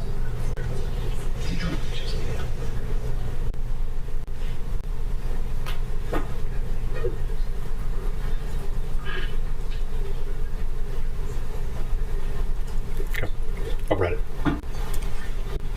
I believe this fits the facts of our case where the chain of events begins with Mr. Arbery running at Travis McMichael. Mr. McMichael testified. There's additional evidence that he felt threatened by his actions alone, despite Mr. Arbery not having a weapon, and despite there being no physical contact at that point, which led to the pointing of the shotgun. And Mr. Arbery's then, again, the chain of events running around the truck and getting shot either when he put his hand on the gun and it pulled out and he was striking Mr. McMichael, as Mr. McMichael testified, or before he ever touched Mr. McMichael, but they were within inches of each other, Mr. Arbery was menacing Mr. McMichael, putting Mr. McMichael in reasonable fear for his life. I think the charge applies, and so we would ask the court to give that as well. Your Honor, we ask that this charge not apply. This is verbal threats. That's the entire last line. Words alone never justify the use of deadly force, no matter how abusive or provoking. However, verbal threats accompanied by some menacing action may justify the use of deadly force. So in this case, this is all talking about verbal threats. It starts off with the defendant's use of deadly force may be justified even when there has not been physical contact between anyone, if the menacing action of the alleged victim is sufficient to create a reasonable belief that he needed to go ahead and do this. Words alone never justify it. So this really doesn't apply. The evidence in this case is the man was running, and he was running for 5 minutes, and then he was running toward Travis McMichael. There is no evidence of menacing action. It would have been one thing if Travis McMichael had testified to menacing action. All he said was the guy was running toward me. And so we don't have the facts to support menacing action of the alleged victim sufficient to create a reasonable belief about life being in danger at all. And it may be justified is what this says. And then it goes into words alone may never justify it. We have the evidence from everyone that Mr. Arbery never said a word. So this really doesn't apply to the facts of this case. And I agree that the second paragraph, words alone may never justify, since there were no words spoken. But the first paragraph, the menacing actions of Mr. Arbery, as testified to by Mr. McMichael, would apply in this case.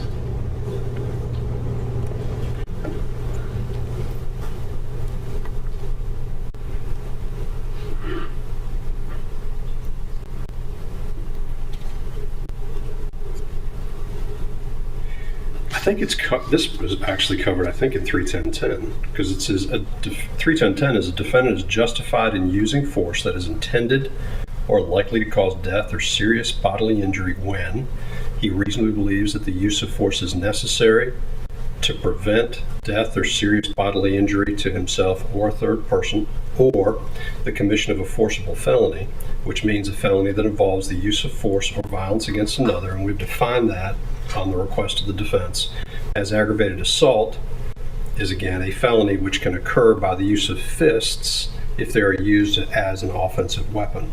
So I think that covers it. Yes, Judge. Looking this way, I'll come back. What I'm saying, Judge, is there's a point in the chain of events where there is no physical contact between Mr. McMichael and Mr. Arbery. The state is arguing that he was shot before there was ever physical contact.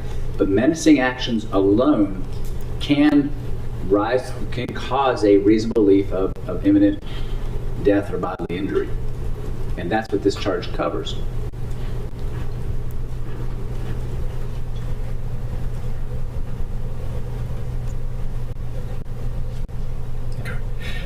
I think, for the purposes of the charge, I think it's covered here. I mean, this charge, the only difference is the physical contact language, but that again is,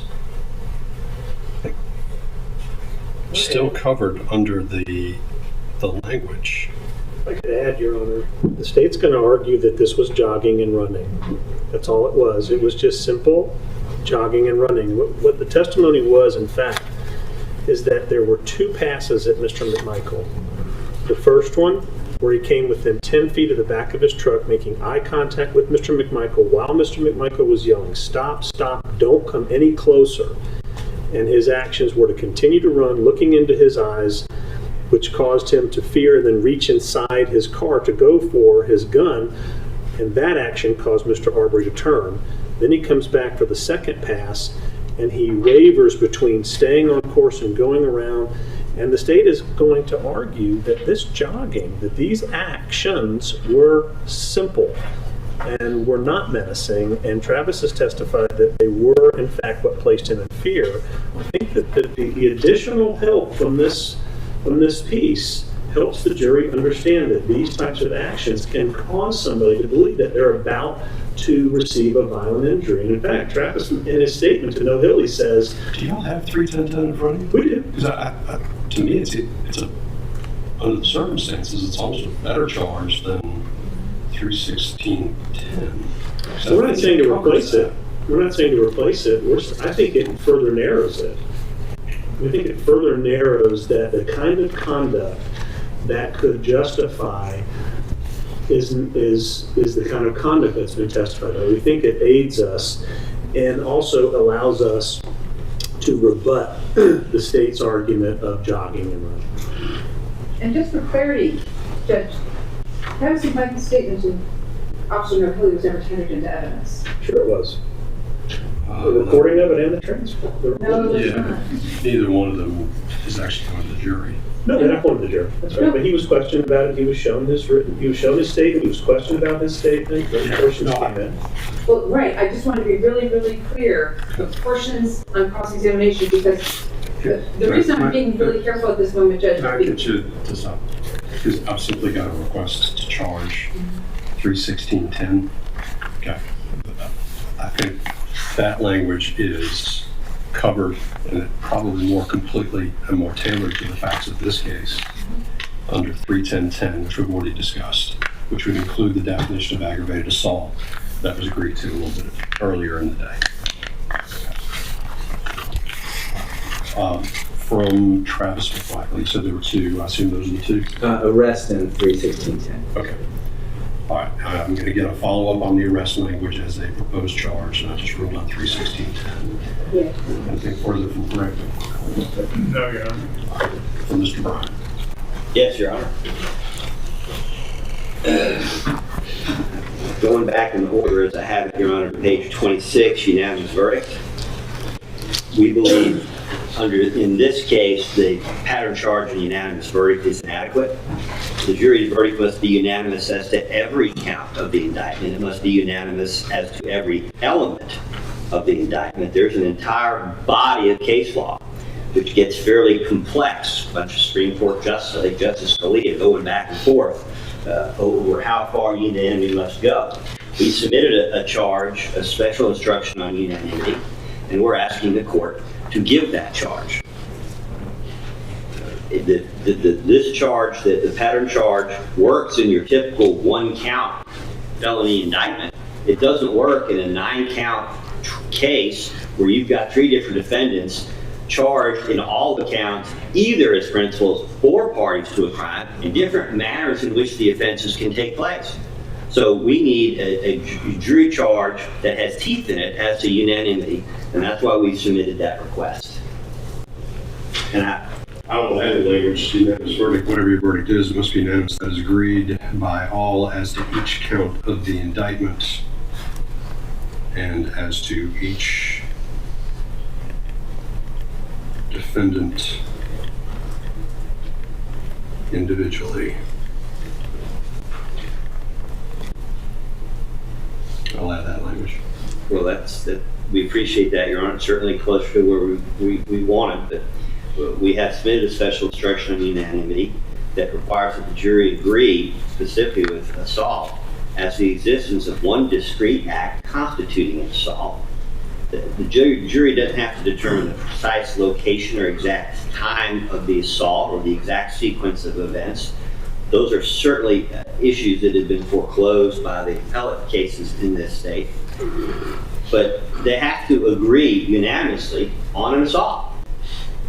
And, also they have to unanimously agree on false imprisonment. Six can't agree to a false imprisonment on Burford. 6 can't agree to a false imprisonment on Holmes. All 12 have to agree that there's a false imprisonment. So, again, I didn't create the problem here. That was the state in their charging decisions. But we don't believe that the issue of jury unanimity it's better than it was. You've made a substantial improvement to the pattern charge, but we still don't believe it's adequate. And so we're asking for additionally that special instruction. And depending on what the state's direction is or what the state's response is, we may well come back over the weekend with get another more specific unanimity request. I mean, there are legitimate questions as to what is required for a unanimous verdict, what that means. But in this case, we think we need more than we have. State request for the pattern charge, it's sufficient to cover the fact that the verdicts must be unanimous. And the court's going to charge the pattern with the added language that I just indicated. Thank you, Judge. Thank you, Your Honor. Moving on to page 9 of what seems now pretty much, it's not just a proposal, it seems most of it's in place, but with respect to page 9, voluntariness of statements, we had previously submitted to the court case law with respect to third-party threats. Now, arguably, the way the pattern charge reads in the second sentence, a statement induced by the slightest hope of benefit or the remotest fear of injury is not voluntary. Arguably, that includes threats from third parties. But my concern is we're going to get up and we're going to argue that the defendant's statements, without which there can be no conviction under Jackson v. Virginia, without Mr. Bryan's statements, that's an acquittal. We're going to get up there and argue that Mr. Bryan was in fear for his life at the time he was making these statements.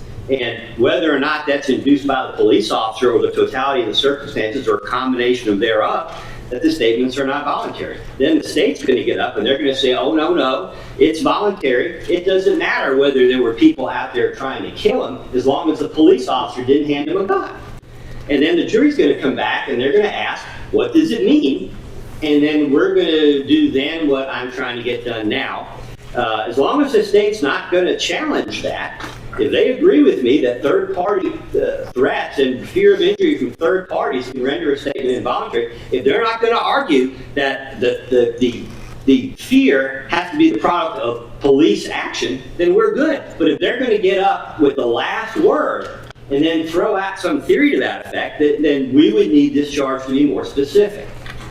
That it doesn't have to, the fear of injury does not have to come from the law enforcement officer who's conducting the interview. So I don't mind leaving it as it is as long as the state isn't going to come back and challenge that. Because if the state's challenging that, then we need to address it now in the charge.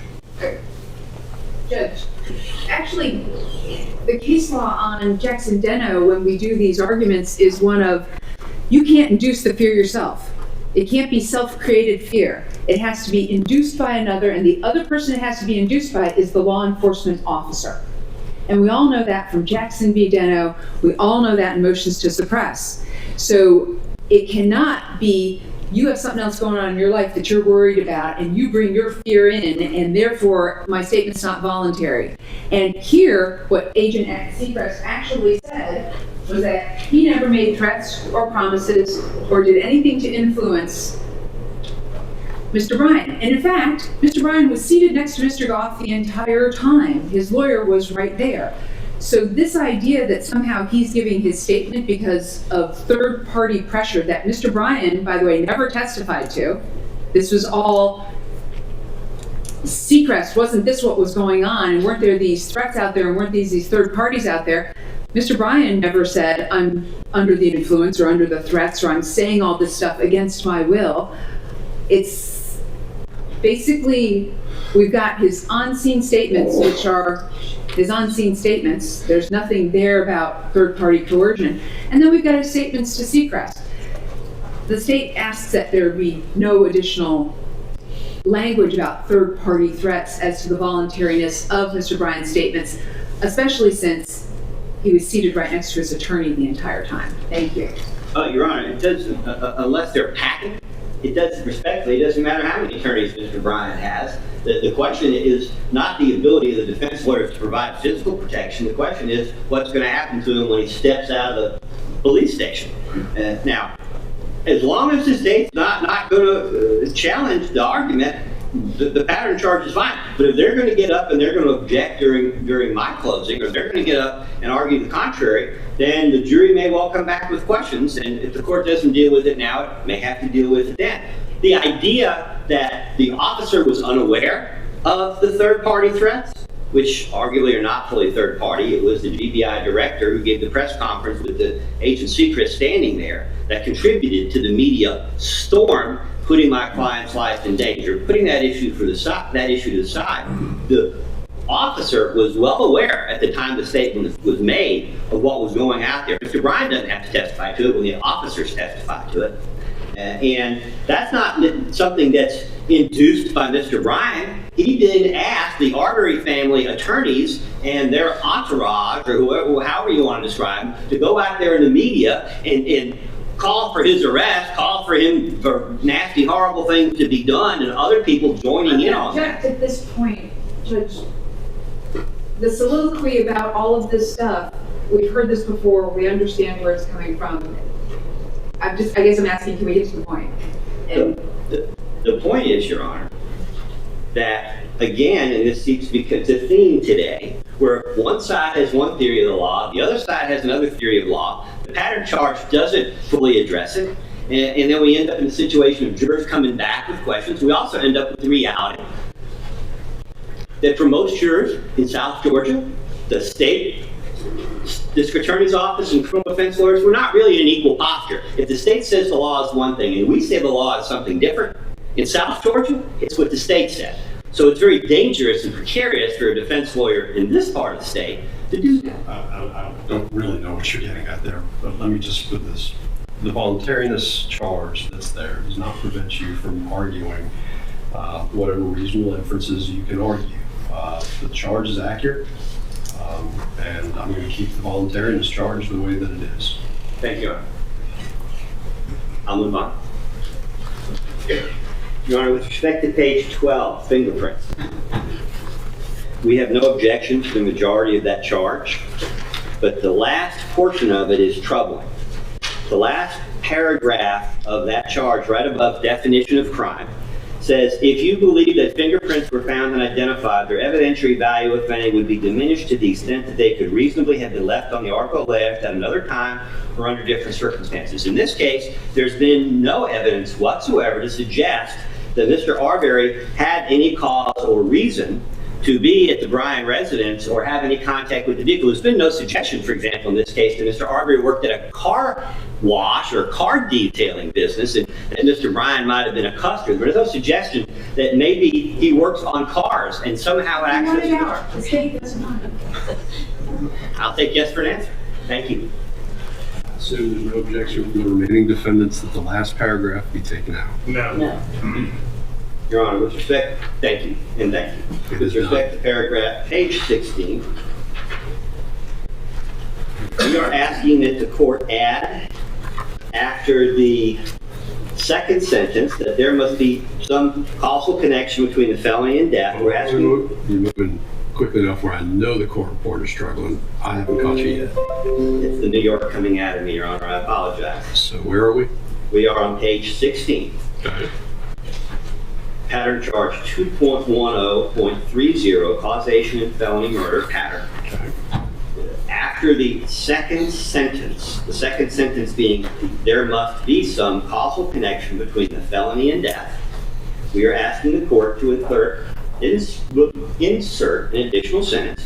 The death must be a reasonably foreseeable consequence of the underlying felony.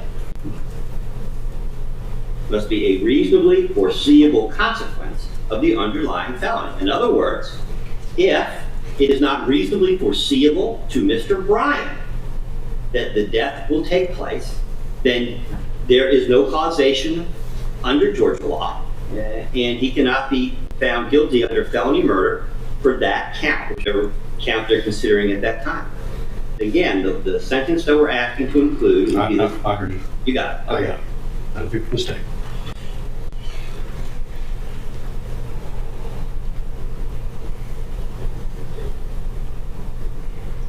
Your Honor, actually under causation and felony murder, there's a bench note that says felony murder is not applicable to non-dangerous felonies unless the attendant circumstances create a foreseeable risk of death. So foreseeable risk of death only applies when you've got a non-dangerous felony where there's attendant circumstances. Here we have 3 dangerous felonies.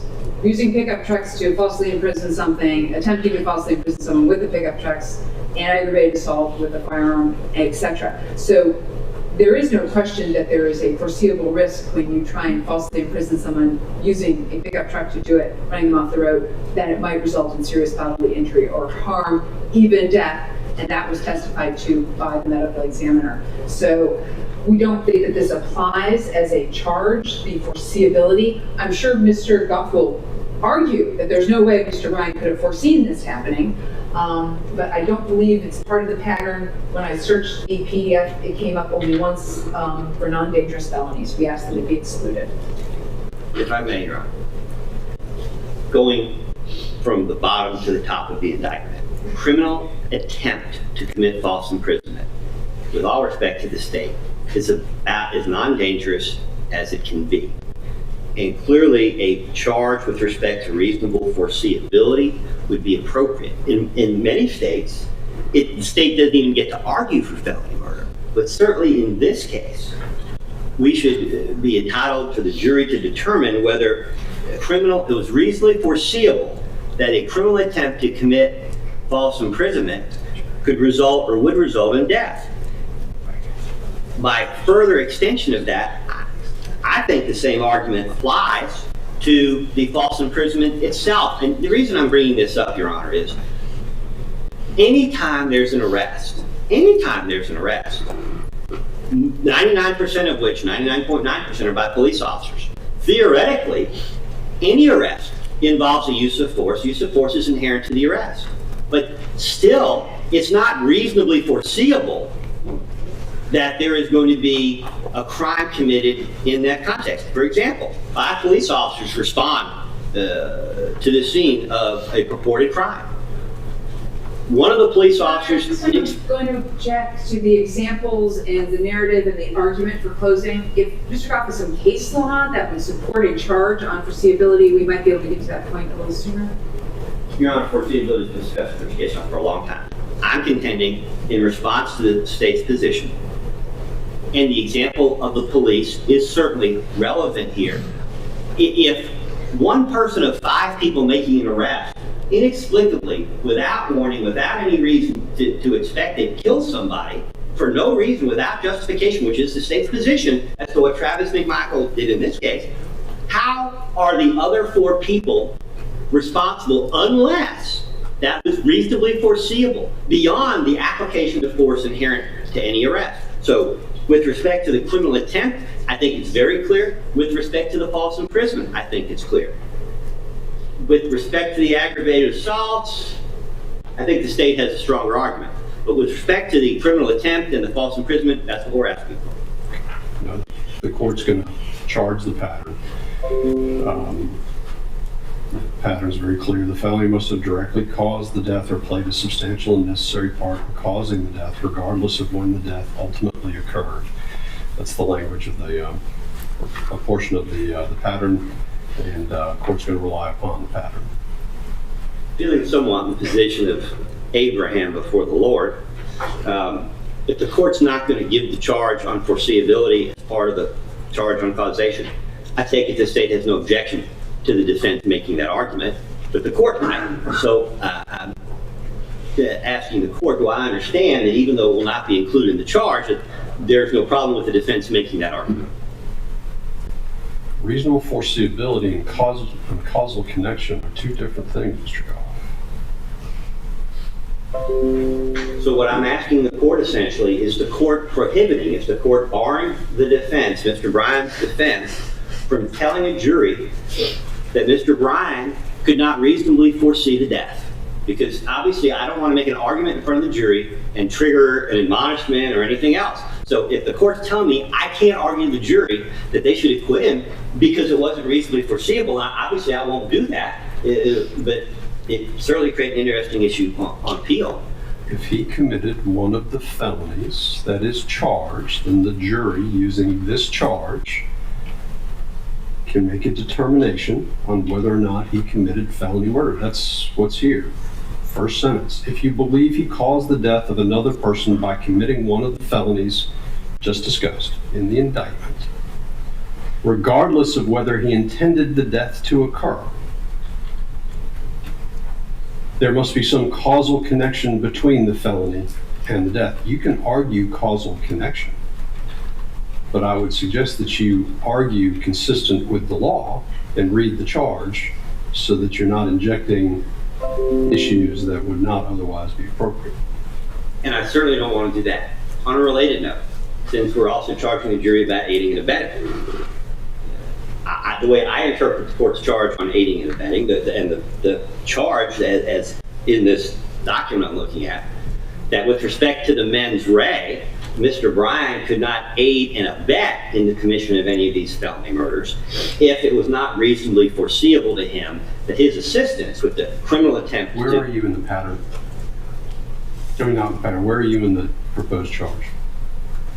Well, Your Honor, I haven't moved back to the other page, but there are the aiding and abetting charges earlier in the court's charge. We talked about it earlier with the A, B, and C subsections. I think the court rejected the defense position on the applicability of the C subsection, but I'm going back and I'm trying to find it. Page 13 is parties to a crime, Judge. Page 13, parties to a crime.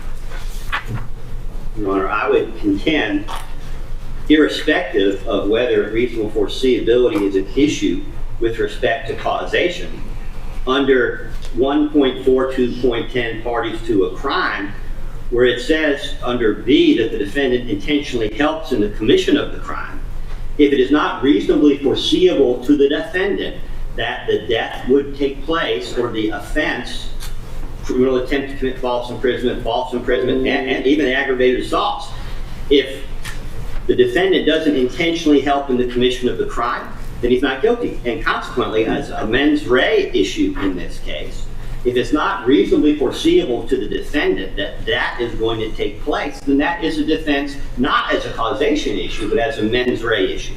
So I just want to make sure that by arguing to the jury that it's not reasonably foreseeable, that I'm not going to draw an admonishment from the court. Now, the state obviously is going to be free to argue to the contrary.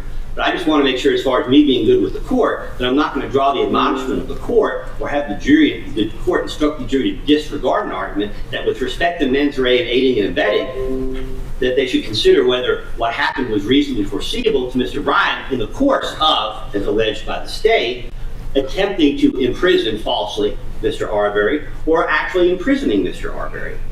It's a mens rea issue under 1.42.10, and I just want to make sure before I get there that I'm not going to be rebuked by the court. That would be kind of painful in a closing argument. Anything from the state? The state's heard no case law that supports a charge on this, so we ask that you not do it. Yeah, the whole reasonable foreseeability under parties to a crime, if you've got a case out, then go ahead and get it to me. But the way the court understands it is, I mean, it's whether they directly commit the crime, intentionally helps in the commission of a crime, or intentionally advises and encourages. Reasonable foreseeability may have actually come out. I had a case a while back about that, where we didn't get into it. I won't get into the facts of the case. I'll look at it, but I don't think that necessarily comes into play under the parties to a crime statute. Or parties to a crime charge. Your Honor, we'll endeavor to find a case that might satisfy Your Honor, but I would suggest before you make it, I'm not going to charge it. I would suggest very carefully consider the argument unless you have some support for it. Well, we will look, but what I understand the court to say that is unless and until we come up with a case that says we can do that we are prohibited from arguing that Mr. Bryan didn't have the mens rea based on a lack of foreseeability. But I think what if I understand what the court's telling me, if I use the words reasonable foreseeability with respect to his mental state, with respect to aiding and abetting, that I'm going to draw the rebuke of the court. I don't want to do that. I just suggested that you've got some time to find some cases that would allow you to make that argument. I'm looking at the charge, and nowhere in the charge does it talk about reasonable foreseeability or any other type of limiting factor. So if you're going to argue that, I would suggest that you have some support for it before you do that. Thank you, Your Honor.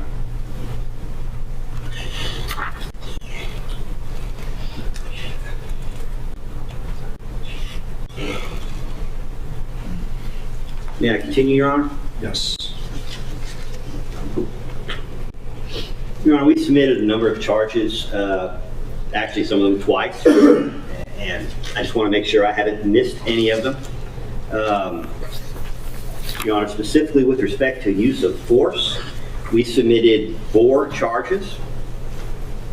The first one is the charge that with respect to the degree of force that a private citizen may use to effectuate an arrest, that a private citizen has the same right and authority to use force as does a police officer. And we have cited numerous authorities to that effect. And we believe that charge should be included in the court's charge in this case. It's kind of a pivotal charge. The charge that you're referring to was submitted to the court on November 8th. I do point out that requests to charge were requested by the court by October 18th.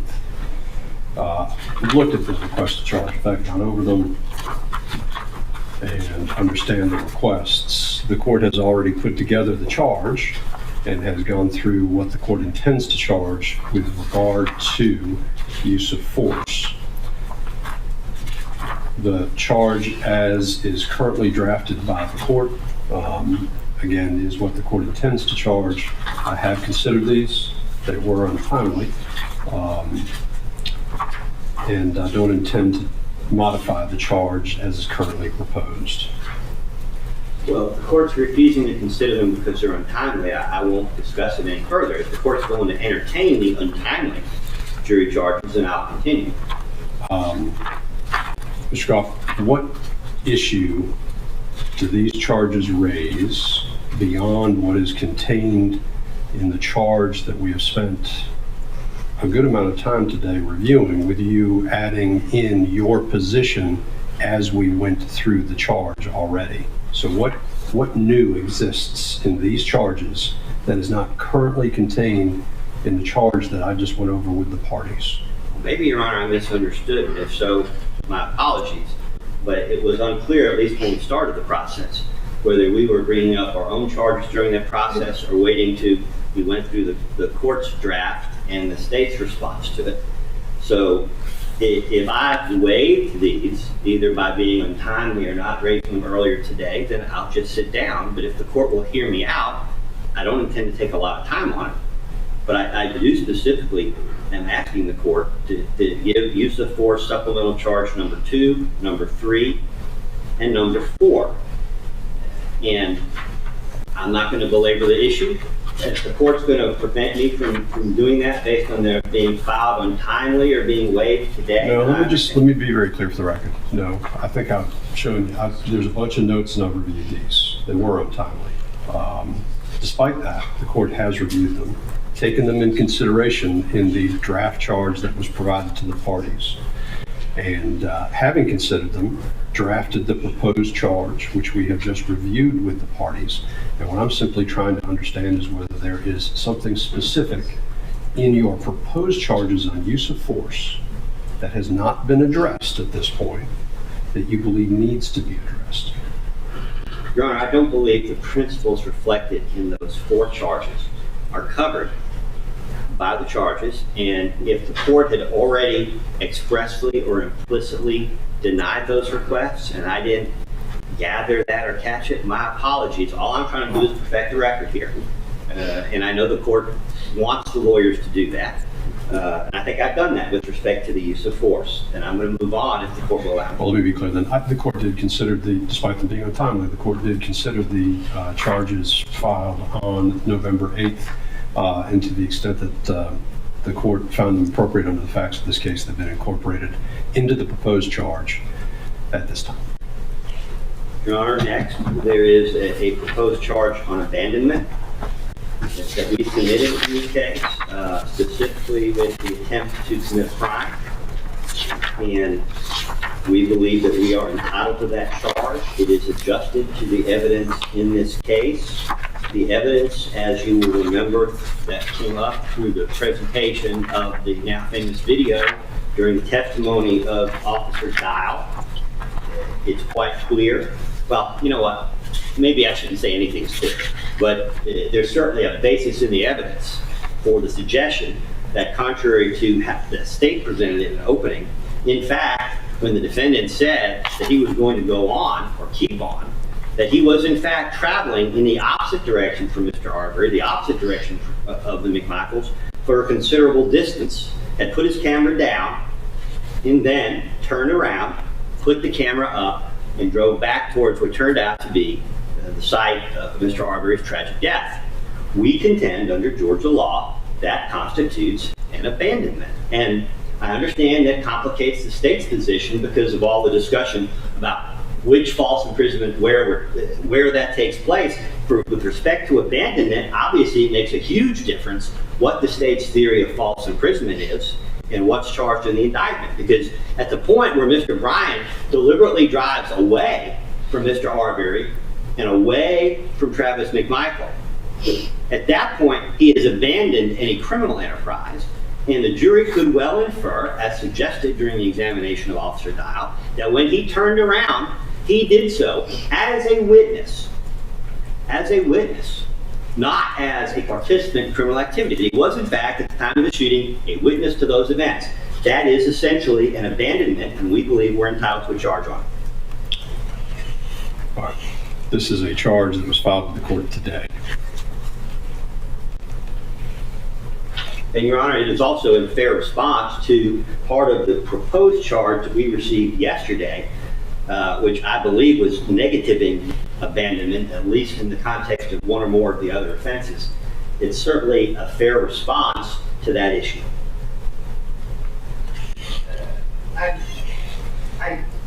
I know that there is DanaJay charge 2.02.50, which is renunciation and abandonment of a criminal enterprise as it relates to conspiracy. So I think that may be what Mr. Goff's talking about, conspiracy, and then you can abandon the conspiracy. But you have to do it before anybody performs any overt act. You have to withdraw, you have to do it voluntarily, and completely renounce and abandon all participation in the criminal endeavor prior to the commission of any offense. Basically, at that point, that wouldn't apply because, of course, he's committed a whole bunch of offenses as part of this 5-minute ongoing thing, both with his car aggravated assault, criminal attempted false imprisonment, further aggravated assault for going up homes after Mr. Arbery, and then coming back around and falsely imprisoning him at the very end. So that would not apply, and therefore abandonment in general does not apply. Obviously, Mr. Goff is going to make that argument. The state's not going to object to any argument that he abandoned it based on what he's saying, but a jury charge on it I don't think is appropriate. I would point out that the charge that the state is referring to, I think, was 2.01.25. I'm talking about the 2.01.20, which is very close in location and in concept, which is also based on OCGA 16-4-5. Certainly, I would like to have this charge, particularly when the state is putting in another charge which is not adjusted to this issue in this case. I don't know what the conspiracy theory is as opposed to Mr. Bryan, but with respect to the commission of a false imprisonment or attempt to commit a false imprisonment, we believe that 2.01.2 is appropriate in this case. Certainly, if the court's going to allow me to argue that, it's better than nothing. But I would rather have a charge to back up the argument if the state's going to contest that. I presume they will. All right, again, the charge was filed today. It's untimely, but even considering the charge, the court is not going to charge on abandonment. But again, the counsel is welcome to argue reasonable inferences from the facts as presented to the jury. And Your Honor, I could be mistaken for the record. I believe that what I printed out today and filed actually previously been filed, and I don't mean to put it with the court. It certainly wasn't filed. Well, it wasn't filed as a request to charge. If that's the case, then I would suggest you find out where it is and how it was presented, which is again why the court is willing to go ahead and address the matters, although they are untimely, just in case these are issues that were in fact presented previously. Thank you, Your Honor. We also have citizen arrest. We are asking the court to charge what was originally referenced as citizen arrest part 1. That was filed, I believe, well before jury selection in this case. Specifically, I would concur, assuming the state's position, that the first paragraph on that first page doesn't apply, and that the first portion of the first sentence of the second paragraph doesn't apply. But I believe, pursuant to Myers v. Redwood City, 400 F3D 765, 772, 773, and Padilla v. Meese, 229 California Reporter 310, that charge is appropriate. And that charge essentially addresses issues that the state has raised over and over again during the trial through the presentation of witnesses.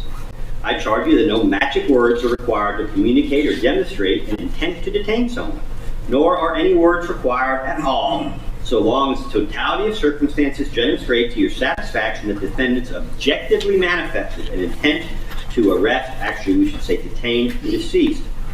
There is no duty to call 911, but intent to make a citizen arrest may be inferred from acts such as summoning a law enforcement officer, supported by the evidence in this case, reporting criminal activity, supported by the evidence in this case, or identifying an offender for law enforcement purposes, supported by the facts in this case.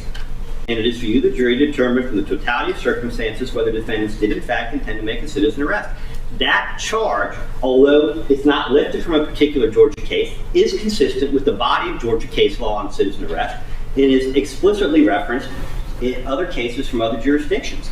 With all due respect to the state, they've been arguing the contrary to that, the contrary to the Georgia law, the whole trial. And all we're asking for the court to do is to correct the misappression that's created to the jury and presumably will be repeated in closing argument, that the defendants have to call 911 before they can conduct a citizen arrest, that the defendants have to announce you're under arrest. None of that is Georgia law. It's not even logical.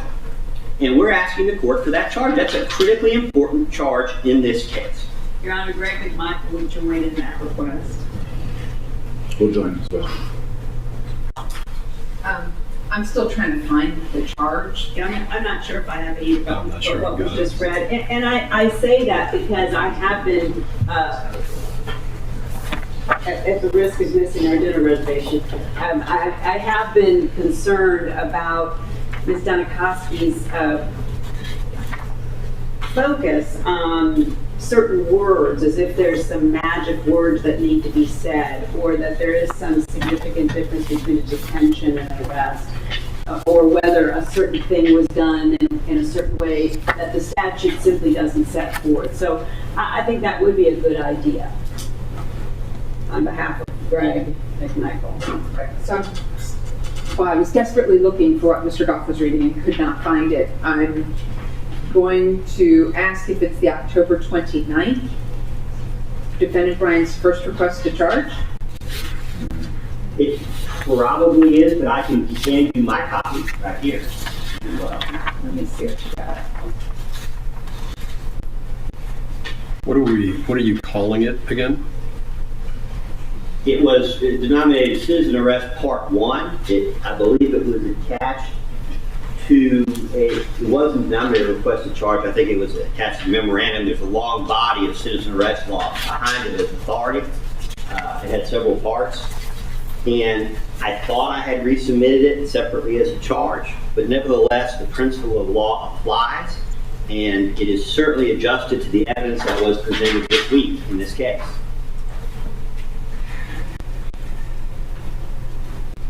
Judge, it's 5:15, and I've never seen this before. So I don't know when it was filed or what this is. And I, of course, asked that it not be given. It's not pattern, and while it sounds great or sounded great while I was desperately trying to figure out if I'd had it or been served with it, I can't find it. I've never been served with it. I don't know what Mr. Goff's talking about. And we asked that it not be given. I have no idea where this is coming from. Well, Your Honor, and I don't mean to cut off Ms. Dunkowski, but, we had a conference with the court a good while back. And I made a point of saying that we need to address the citizen arrest law. Let's stop for a second. The court's looked at this, looked at your brief. It was filed a while ago as a brief, I think, or a bench brief or whatever they've been. I went through it. And again, although a bunch of these charges are not timely, the court has considered the charges that have been proposed, particularly on citizen's arrest. And the court is comfortable that the way citizen's arrest is proposed in the current charge covers the issues. I understand that there is at least some discussion here about these questions that were asked by the state about, did you say you were under arrest, and various things that Travis McMichael in particular was asked about when it came to his claim of citizen's arrest. There's nothing in the charge that requires an announcement. There's nothing in the charge that indicates that that is a prerequisite. So I think that, quite honestly, is maybe argument or theater. I think the law as laid out in the charge is clear and can be argued that way. There is nothing in the law that requires that you announce, I am a citizen that is here to arrest you. It's reasonable and probable grounds for suspicion, probable cause, which we've addressed, and that's something the jury is going to be presented with. So that can be addressed through argument. I am comfortable that having read the proposed charges on citizen's arrest, including the bench brief that was provided by counsel some months ago, the court is satisfied that the charge as proposed accurately reflects the law. I'm going to be waiting on some additional citation from Mr. Hung, and I intend to charge that way. To the extent then that the proposed charges on citizen's arrest are not covered by that charge with respect to Mr. Bryan, then the court has rejected those charges and intends to charge as described. Thank you, Your Honor. For the record, I'm not going to belabor the point. We also submitted citizen arrest part 3, which is basically a good faith defense for Mr. Bryan. That was based on pattern charge 1.415, the Henderson case, the 95 Georgia Act 830 from 1957, and the model penal code 3.074, Commonwealth decline. We believe that Mr. Bryan is in charge. Mr. Bryan is entitled to a charge on good faith, and unless the state has some authority that has expressly overruled the Henderson case, then we believe we're entitled to that charge. There is no good faith exception in the state of Georgia to any of this. However, Your Honor, at this time, the state is going to ask that in place of the good faith charge, that you charge mistake of fact. 3.40.10. And I believe that Mr. Goff at some point somewhere had listed it. I can't find it now, but then he didn't ask for it in his charge. And I was very surprised, but he did ask for the citizen's arrest of good faith.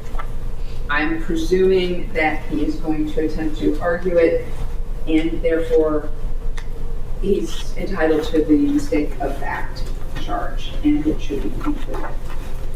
Your Honor, a half a loaf is better than no loaf at all. We would suggest that the court consider the Henderson language as well.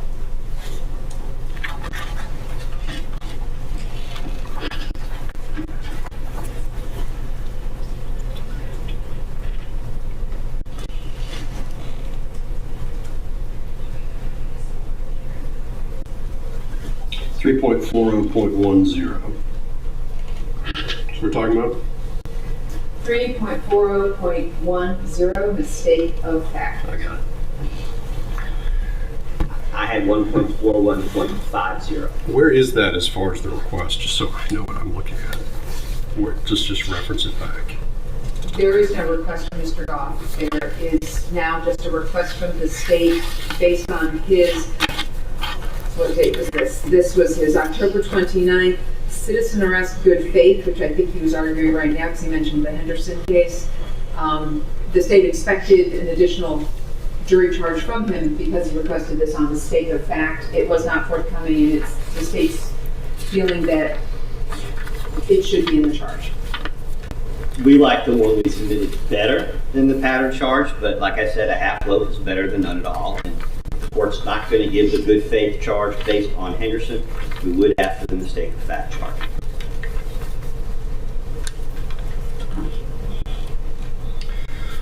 All right. I will plug in mistake of fact 3.40.10 just above verdict generally.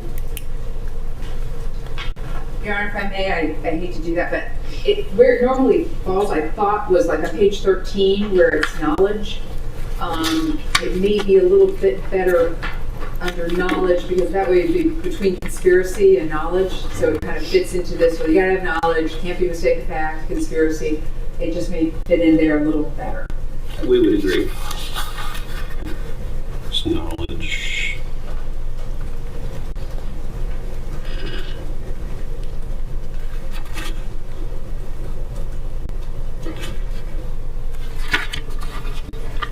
I'll go ahead and put it after knowledge, which is on page 13. Going over to page 14.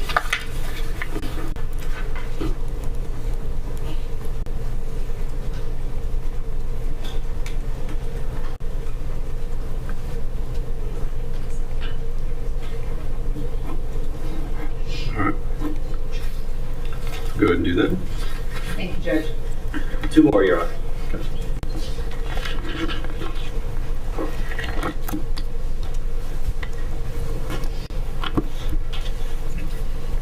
On behalf of Mr. Bryan, Your Honor, we're asking for charges on lesser offenses, count 7, of simple assault, simple battery, reckless conduct, and reckless driving. We submitted what I believe is the statute for those 4 offenses. The count 7 alleges aggravated assault in 2 different ways. It alleges aggravated assault with intent to strike. It also alleges aggravated assault based on the reasonable fear of the defendant, of Mr. Arbery. To the extent that the state is pursuing a theory that Mr. Bryan intended to strike Mr. Arbery with the vehicle, or that he did strike Mr. Arbery with the vehicle, which I think was the suggestion that they made during the trial, those lesser offenses are all appropriate as a matter of law. They would not be appropriate to reasonable apprehension aggravated assault, but they would be appropriate to the other, and we're asking the court to charge all 4 of them, or as many of them as the court is willing to give. Well, if that's the case, then you can't give any of them because the aggravated assault with a motor vehicle is based on reasonable apprehension. The aggravated assault with a shotgun is based on having a deadly weapon and attempting to cause a violent injury to somebody. So I'm confused. Well, all I know is what I heard at opening and the evidence that was presented by the state. If the state is agreeing to withdraw from the jury's consideration the allegation that Mr. Bryan intended to strike Mr. Arbery with his vehicle, and we're only proceeding with respect to the motor vehicle count 7 aggravated assault, if we're only proceeding on reasonable apprehension, that the state is not going to be arguing that there was any intent, then we're okay. No. I'm pretty sure I have to argue he intentionally did an act that placed Mr. Arbery in reasonable apprehension, so I have to prove intent, and that is an essential element that's in the charge. Your Honor, this is not actually splitting hairs. This is an important distinction.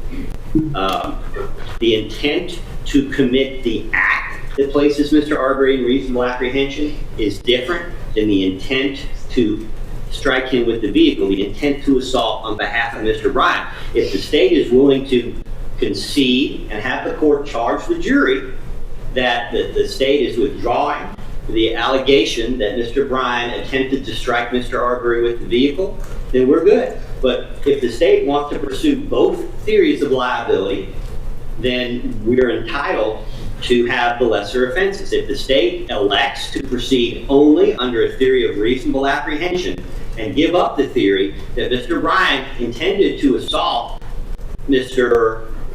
Arbery with the vehicle, then we would not be entitled to the lesser offenses. But if they're pursuing both theories, then we are. There's an intent required for aggravated assault either way, but it's a different level of intent. It's a different level of intent, and it makes a difference in this case. Now, I thought I heard the state say several times in their opening and in the presentation of evidence that Mr. Bryant intended to strike Mr. Arbery with his vehicle. We're entitled to the lesser offenses if we're still there. If they're only contending that Mr. Bryant, as a principal or as a part of the crime, intended to place him in reasonable apprehension of injury without not intending to strike him, but only intending to scare him, then we would not be entitled to the lesser offenses. But the state has to choose the theory, elect the theory that it's presenting to the jury. State And disagrees. that's the reason that we've got to demur. You gotta give the other side an opportunity to speak. I will shut up and sit down. The state does not have to elect. If you do an intentional act, if the intentional act is trying to hit somebody, and that intentional act then puts them in reasonable apprehension of receiving serious bodily injury, that's what we're intending. And yes, Mr. Bryant intended to try and hit Mr. Arbery, tried to run him off the road and into the ditch, and Mr. Arbery actually did go into the ditch. So that is the reasonable apprehension, because Mr. Arbery had to jump out of the way because his truck was coming at him. The state understands the lesser included. The state's not opposed to the lesser included, except simple battery, because simple battery is that the person intentionally makes physical contact of an insulting or provoking nature. Okay, nobody touched anybody else's. If we have the other three, we'll let simple battery go. Reckless driving, I assumed that's what he was going to argue, and reckless conduct as lesser included of, I'm assuming, of the aggravated assault with a motor vehicle is what you're seeking. Yeah, so. So what I understand is, under aggravated assault on Mr. Bryan's verdict form, you're going to be requesting lesser included of simple assault, guilty, not guilty, reckless conduct, not guilty, guilty, reckless driving, not guilty, guilty. Yes. Ag assault under 7, Correct. under count 7. Don't think it falls under count 9. The lesser's under count 9. It's just. Yeah, I think they would be properly lessers under count 9 as well. Yeah, false imprisonment, criminal attempt at false imprisonment, criminal attempt to detain him in violation of his personal liberty. It's not going to be simple assault, reckless conduct, and reckless driving. The state disagrees. If he was attempting to stop or block his path to travel, he might not be guilty of a false imprisonment for an attempt, but he might well be guilty of these offenses. Again, the jury is the ultimate determiner of the facts in the case, and they may well conclude that Mr. Bryant did not have the intent to confine and detain, but may have had the intent to stop or block his path, which could well be reckless conduct or reckless driving. So these are also appropriate lesser offenses of those latter counts. Certainly 9 and arguably 8. Then from the state. State disagrees on the false imprisonment and criminal attempt at false imprisonment. State sees what Mr. O'Brien's asking for the underlying aggravated assault with the motor vehicle to simple assault, reckless conduct, and reckless driving. And we leave it to the discretion of the court. Thank you, Judge. All right, I'm inclined, it's late, and so it's getting harder and harder to think through this, but I believe at this point, count 7, I'll go ahead and charge on the lesser simple assault, reckless conduct, and reckless driving. That would, I'm trying to remember where I normally put them in the charge. I think that would just go underneath the, in order to make sure that it's clear, I'm going to need to put some language in on the lessers, only applying then to Mr. Bryan, and I'll probably drop them in around the aggravated, probably at the end of the aggravated assault charge, and just do it that way, and make sure that it's clear on what those apply to.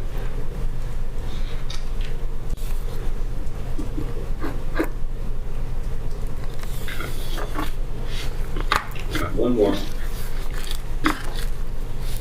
Easy one. Honest, easy. Let's not belabor it then. Win or lose. We previously requested, I believe, a charge on carjacking, which we believe is adjusted to the evidence in the case, especially given the testimony of Travis McMichael yesterday. Under 16-544, a person commits the offense of carjacking that is hijacked a motor vehicle in second degree. When without the use of a firearm or weapon, such person attempts to obtain a motor vehicle from an individual without his consent. Now, the court's already going to charge what it is to attempt to commit a crime. And the offense of hijacking a motor vehicle, the jury probably needs to know, in the second degree is a felony, whether or not the attempt is successful. Again, that's 16-544. Now, if opposing counsel or co-counsel are opposed to that charge, I would be open to suggestion, but I think it's adjusted to the evidence in this case. At no point in time did anyone say Mr. Arbery was attempting to obtain a motor vehicle from an individual without his consent. All Mr. Bryan ever said was he started reaching for my door handle and I sped off. There's a palm print on the side of the car. This is after he's already tried to run him off the road into the ditch. This is after he's already tried to hit him with the car. And now we're on like the third aggravated assault with a motor vehicle and he's reaching for the door. The state's argument, of course, is that of course he's reaching for the door. You got so close to him, he's trying to push off away from this truck so that you don't hit him so he doesn't get hurt. And this idea from his perspective of, oh, my window's open and now I'm starting to think, oh my gosh, I'm actually getting really close to this person, I should speed off. To claim that that's carjacking is well, ludicrous. But on this one, I'm going to leave it to the discretion of the court to determine if there was sufficient evidence. All Travis McMichael said was, I wonder why that guy's attacking that truck. Once again, no indication of an intent to obtain a motor vehicle from an individual without his consent. Obviously, Mr. Arbery never said anything. There was no weapon ever shown. And this isn't a slider crime. As we all know, hijacking a motor vehicle in the second degree was all designed for slider crimes. Gas stations, you pull up, you slide in, you drive off in the car without a weapon. So without a weapon, attempting to obtain the motor vehicle from Mr. Bryan, there's actually no evidence that that actually took place. And Mr. Bryan, of course, never said that. So the only thing I'd see is just Mr. Sheffield from the top of his shoulders up. A slider is a meat sandwich that's a smaller version of a larger sandwich. That's what I know. I figured it was something like that. All right. I think there is evidence that there's been an attempted carjacking or something. I mean, Travis McMichael testified to it twice, that he saw him trying to get into the truck and it caused him apprehension. He testified that he looked down the street, he saw Mr. Arbery trying to get into the truck. He thought one of three things: that this was somebody confronting him from 220, that this was somebody who was with him, that he was going to try to get in the car, or that he was trying to take this person's car, and that he looked angry and aggressive when doing it. So I think there is evidence to support it.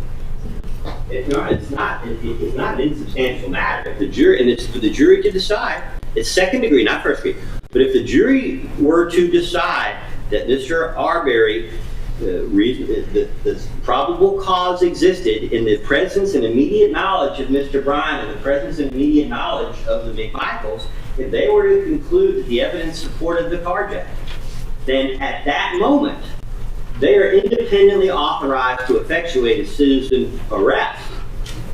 And it's up to the jury to decide whether Mr. Arbery was justified in committing a violent property crime under the circumstances in order to escape or elude capture, whether by law enforcement or by these defendants. You can't take that issue away from the jury, and it's a critical point in this case. Now, there's some dispute, and I'll sit down. All right, I'll think that through. It's too late in the day for me to make that decision. Okay, I will think that through. And when I get back on the issues that I'm going to receive some emails on, I will clarify where the court is on it.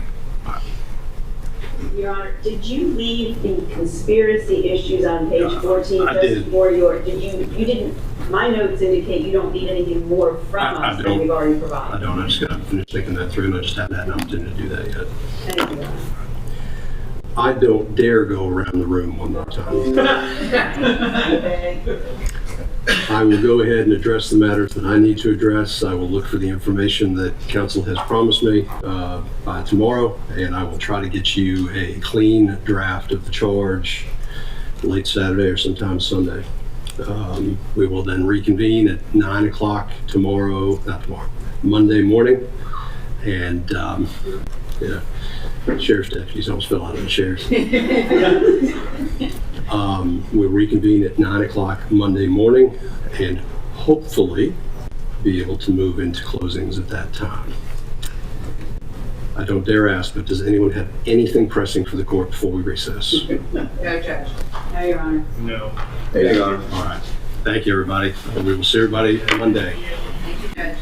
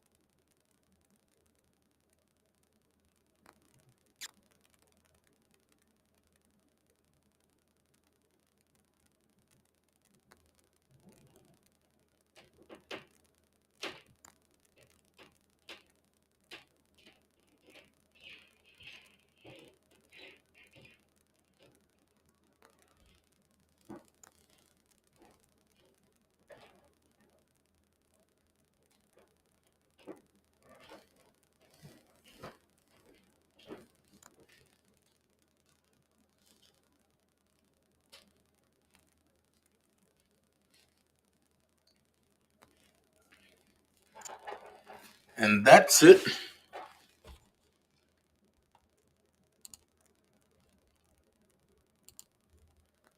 That's it for today, y'all. So, we learned some new things today. But look, I'll be back soon. Soon I'll be back. We're going to talk about some things. Thank y'all for joining me. Don't forget, the Cash App and the Zelle still the same. All right? Y'all be blessed. Peace. Thanks for joining me for the trial. One. No problem. Anytime, y'all.